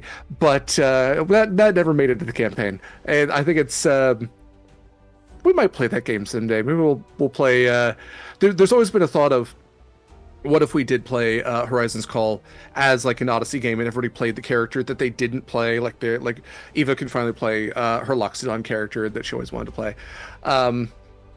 Yeah, I don't know, but thank you to all of you for joining us, for donating. I know that we've only been doing Feeding America as our cause of choice for this game in particular for a little while, and yet raising $300 already has been absolutely fantastic. So thank you to everyone who has donated and spiced up our game with some incentives. You can donate and do that at any time through the link that you see on in the chat, on our socials, as well as in all of our promotional stuff as well, and on Beacons.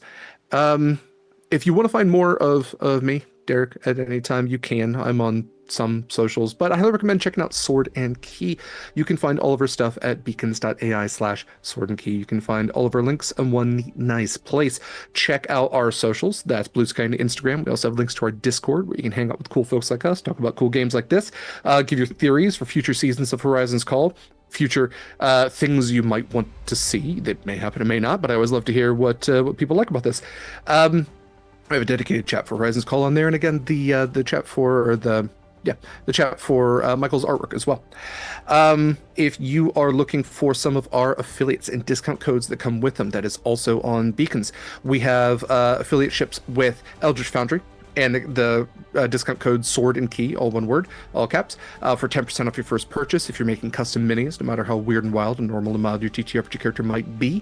If you're doing 3D printing, use our affiliate link and you can get a 3-month subscription for $19.99 for unlimited STL files. If you are looking for a perfect set of dice, you can get no more perfect than Long Dog Dice, as Jenn just said. The custom order form is open again. So if you want to, if you don't see something that's perfect already on the site, which you probably will, there's some really cool stuff out there, then you can always submit a form as well. And when you do, if it is your first time purchasing with Long Dog Dice, I guarantee it won't be your last, but you can use code Sword and Key for 10% off your first purchase. You can also use our affiliate link for Hit Point Press if you are doing any shopping with them. They make a ton of TTRPG stuff, books and cards and comics and plush and models and minis and just everything else. So check out Hit Point Press with our affiliate link if you're going to be doing shopping with them. Another thing that I'm going to borrow a discount code from one of our lovely Sword and Key folks here. But the Lady Dame has a discount code for Friday Afternoon Tea. And if you shop with Friday Afternoon Tea, you can currently buy the Sword and Tea, a custom tea blend that Eva and I worked with Friday to make. It is it's fantastic, actually. I personally love it. We have a number of teas that are kind of like connected to Sword and Key. Jenn, I believe, made a tea for Kallista, so that's available there. Remind me what that one's called. That one's called Storm's Mercy, and it won't be... You have to actually like look for it or end up on the secret menu part of the website. It's not actually that hard to get to. But if you look up the name Storm's Mercy, it'll pop up, and we're actually going to get like a picture and like good flavor text, no pun intended, put in there in the next couple of weeks. Perfect. So yeah, check out that. LD Lady Dame also has Smut Tea, which she helped develop as well. So a lot of great tea recommendations depending on what your personal brand might be. But you can use code TheLadyDame for 10% off your first purchase there. So check that out. If you are looking for other stuff on our beacons, you can see links to our charitable organizations. Again, this game is in support of Feeding America. You donate at any time. If you donate during our month hiatus or our mid-season hiatus, no, post-season hiatus, that's the word. It just gets paid forward to whatever the next game is. So if you're looking to like soup up this crew before they go up against the Second Death, you can do that, and your donations go towards a great cause. It's always very much appreciated, but never required. We have a number of other organizations that we're always supporting. So if you do have some extra dollars sitting around, tax season is upon us. If you want to put them towards a great cause, you can donate at any time. Let's see. If you are looking for links to the podcast Monster Crush, which is a podcast to do with my friend LD, we talk about different cryptid creatures, miscellaneous monsters from myth, and how smoochable they are. You can find that wherever podcasts are found. It is a bi-weekly, bisexual, panteratophilic celebration of monster love and celebration. Which means it's for monster fuckers and people who love monsters. If you just like talking about monsters. So check that out wherever podcasts are found. We did have a new episode come out for the new year about the Pascagoula elephant men, which is a fun alien abduction story. So yeah, check that out. I think that's the main stuff. Let's talk about calendar real quick. So today is the 10th. Tomorrow at 2 p.m. Pacific time is Nightmares on the Frontier. It is the Eldritch Foundry. No, Eldritch Foundry. God damn it. Eldritch Horror. I went to autopilot there for a second. It is the Eldritch Horror high fantasy Western game that is run by Valdranth. And I have the lovely opportunity to play in that. So that is in support of World Central Kitchen. Again, tomorrow at 2 p.m. Pacific time. On Tuesday at 7 p.m. Pacific time is the return of Gate Night, where LD Shadow and I play Baldur's Gate 3, currently the only video game streamed here on Sword and Key. On Thursday at 5:15 p.m. Pacific time is Zenith 3000, that is GM'd by Alex and features both Mare and Eva in that. That is playing in support of Doctors Without Borders. And then on the 17th at 10 a.m. Pacific time is the first character feature of the Indigo Nexus. Again, an Invisible Sun game being GM'd by Mare. I believe there's something that's not on the Google Calendar yet, and I'm just going to double check that because I want to be thorough. Did you say Shadowlight and Personae? I did not, so I don't think that's on Wednesday, January 14th. So that is the part 3 of Shadowlight and Personae, the Paris 1-2 Step of 24. That is our final game of our Hope Miss campaign that was a continuance from December. They had to reschedule, but I'm glad they're getting to play, so something to look forward to on Wednesday there. And then, yeah, our next episode of Monster Crush will release on the 18th, so you can look forward to that as well. We do have movie nights as well that are on our Discord. They're totally free. All you can do is be a part of the Discord, be around.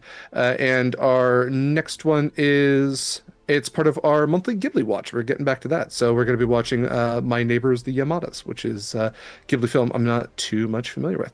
So lots of great stuff to look forward to. I do also want to shout out, because this is like the game after the fact. It was our mod and dear friend, and also someone who Josh is our pickle. It was Shadow's birthday on the 8th, so very happy birthday to Shadow for being an amazing friend, fantastic mod, wonderful player, wonderful GM. So yeah, I hope that they are not on a flight anymore at this point, because God knows they were on it for quite some time. Thank you all again so much for joining us. Thanks for hanging out.